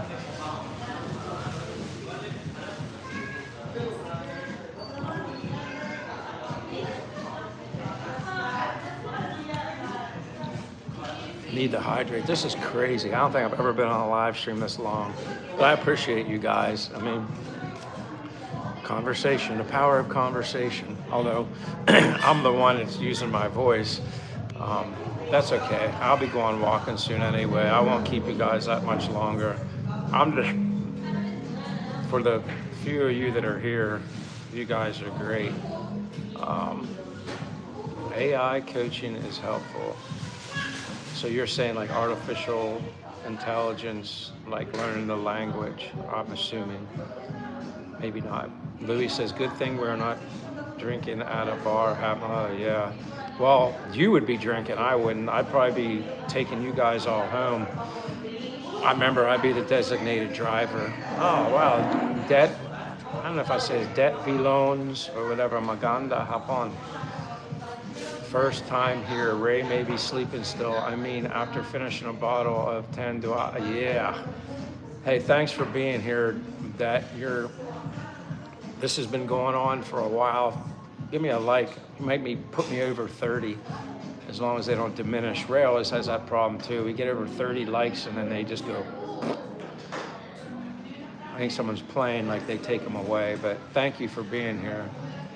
Yeah, I think Ray might be slightly hungover. I can't imagine him still being in, but then he says he doesn't get hungover. He told me he never gets hungover, which is amazing. I mean, he must have a gut, like cast iron gut. But yeah, he was definitely putting it back, and Chief missed it, but he would have been proud of Ray. But yeah, like Manila says here, Louis, sorry to hear that. I'd keep an eye on her.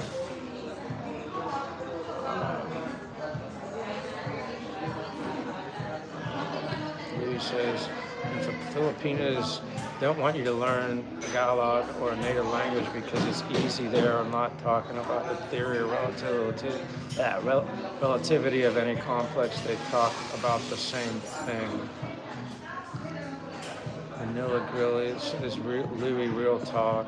Louis, for example, pera means money in Tagalog. Just pay attention how many times you hear that. Tagalog is easy, pera. I'm going to have to remember that.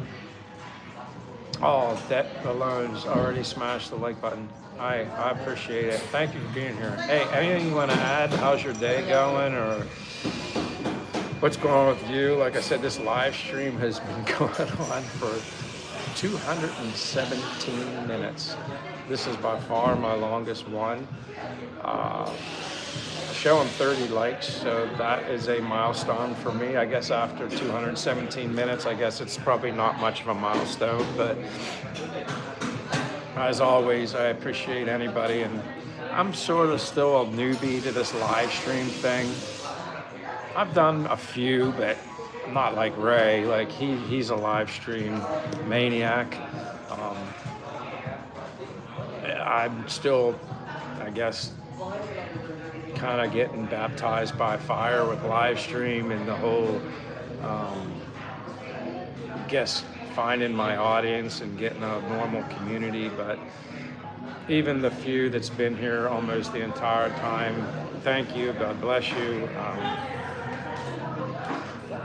This is the most I've sat for a long time too. Normally I'm out doing many laps.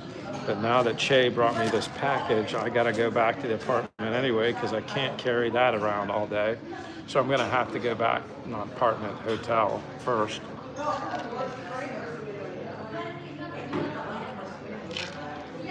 Definitely need water. finish this. Been milking this coffee for way too long.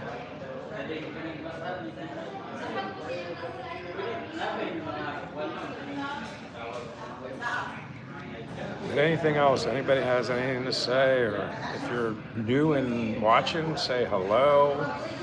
Smash the like, subscribe if you haven't even subscribed, if you're interested. You might not be interested in my channel, so there's kind of no point. It's always funny sometimes when you get new people in your live stream and they subscribe, and then all of a sudden your subscribers go up, and then like a day goes by, and then your subscribers are like, they disappear. It's like those people that I think it's the people that subscribe just because almost like they were guilted into doing it, and they unsubscribe, which is kind of funny. So it's like, get your hopes up. It's like one step forward, two steps back kind of mentality. But again, I've learned over time, you can't really worry about that. You know, I'm sure people that have thousands and thousands of subscribers, they lose them too. You just don't notice as much. Whereas a newbie, under 1,000, yeah. But I'll get there. On God's timing, that's kind of the way it is. That's the way I look at it. If it's meant to be, it'll be. But I have fun, and this gives people an opportunity, at least some of the subscribers, to get to know me as a person. Because I'm as legit and genuine as you're gonna get here. For the most part in my videos, it's the same. And basically, who I am now is who I am all the time. But, you know, I don't know, it's showing. It goes 4 or 5, I don't know. You guys are probably getting bored with this. Are you guys all in favor of me ending this live stream? Because if you are, and you're ready to call it, just let me know. But yeah, Louis, yeah, if you were at a bar, Louis says, are you familiar with Anthony Bourdain? I'm not sure who that is. Who is that, Louis?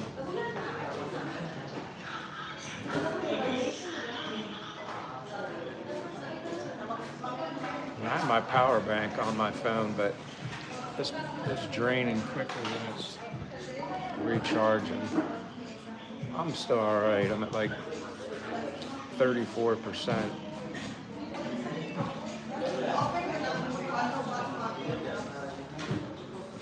All right, Manila.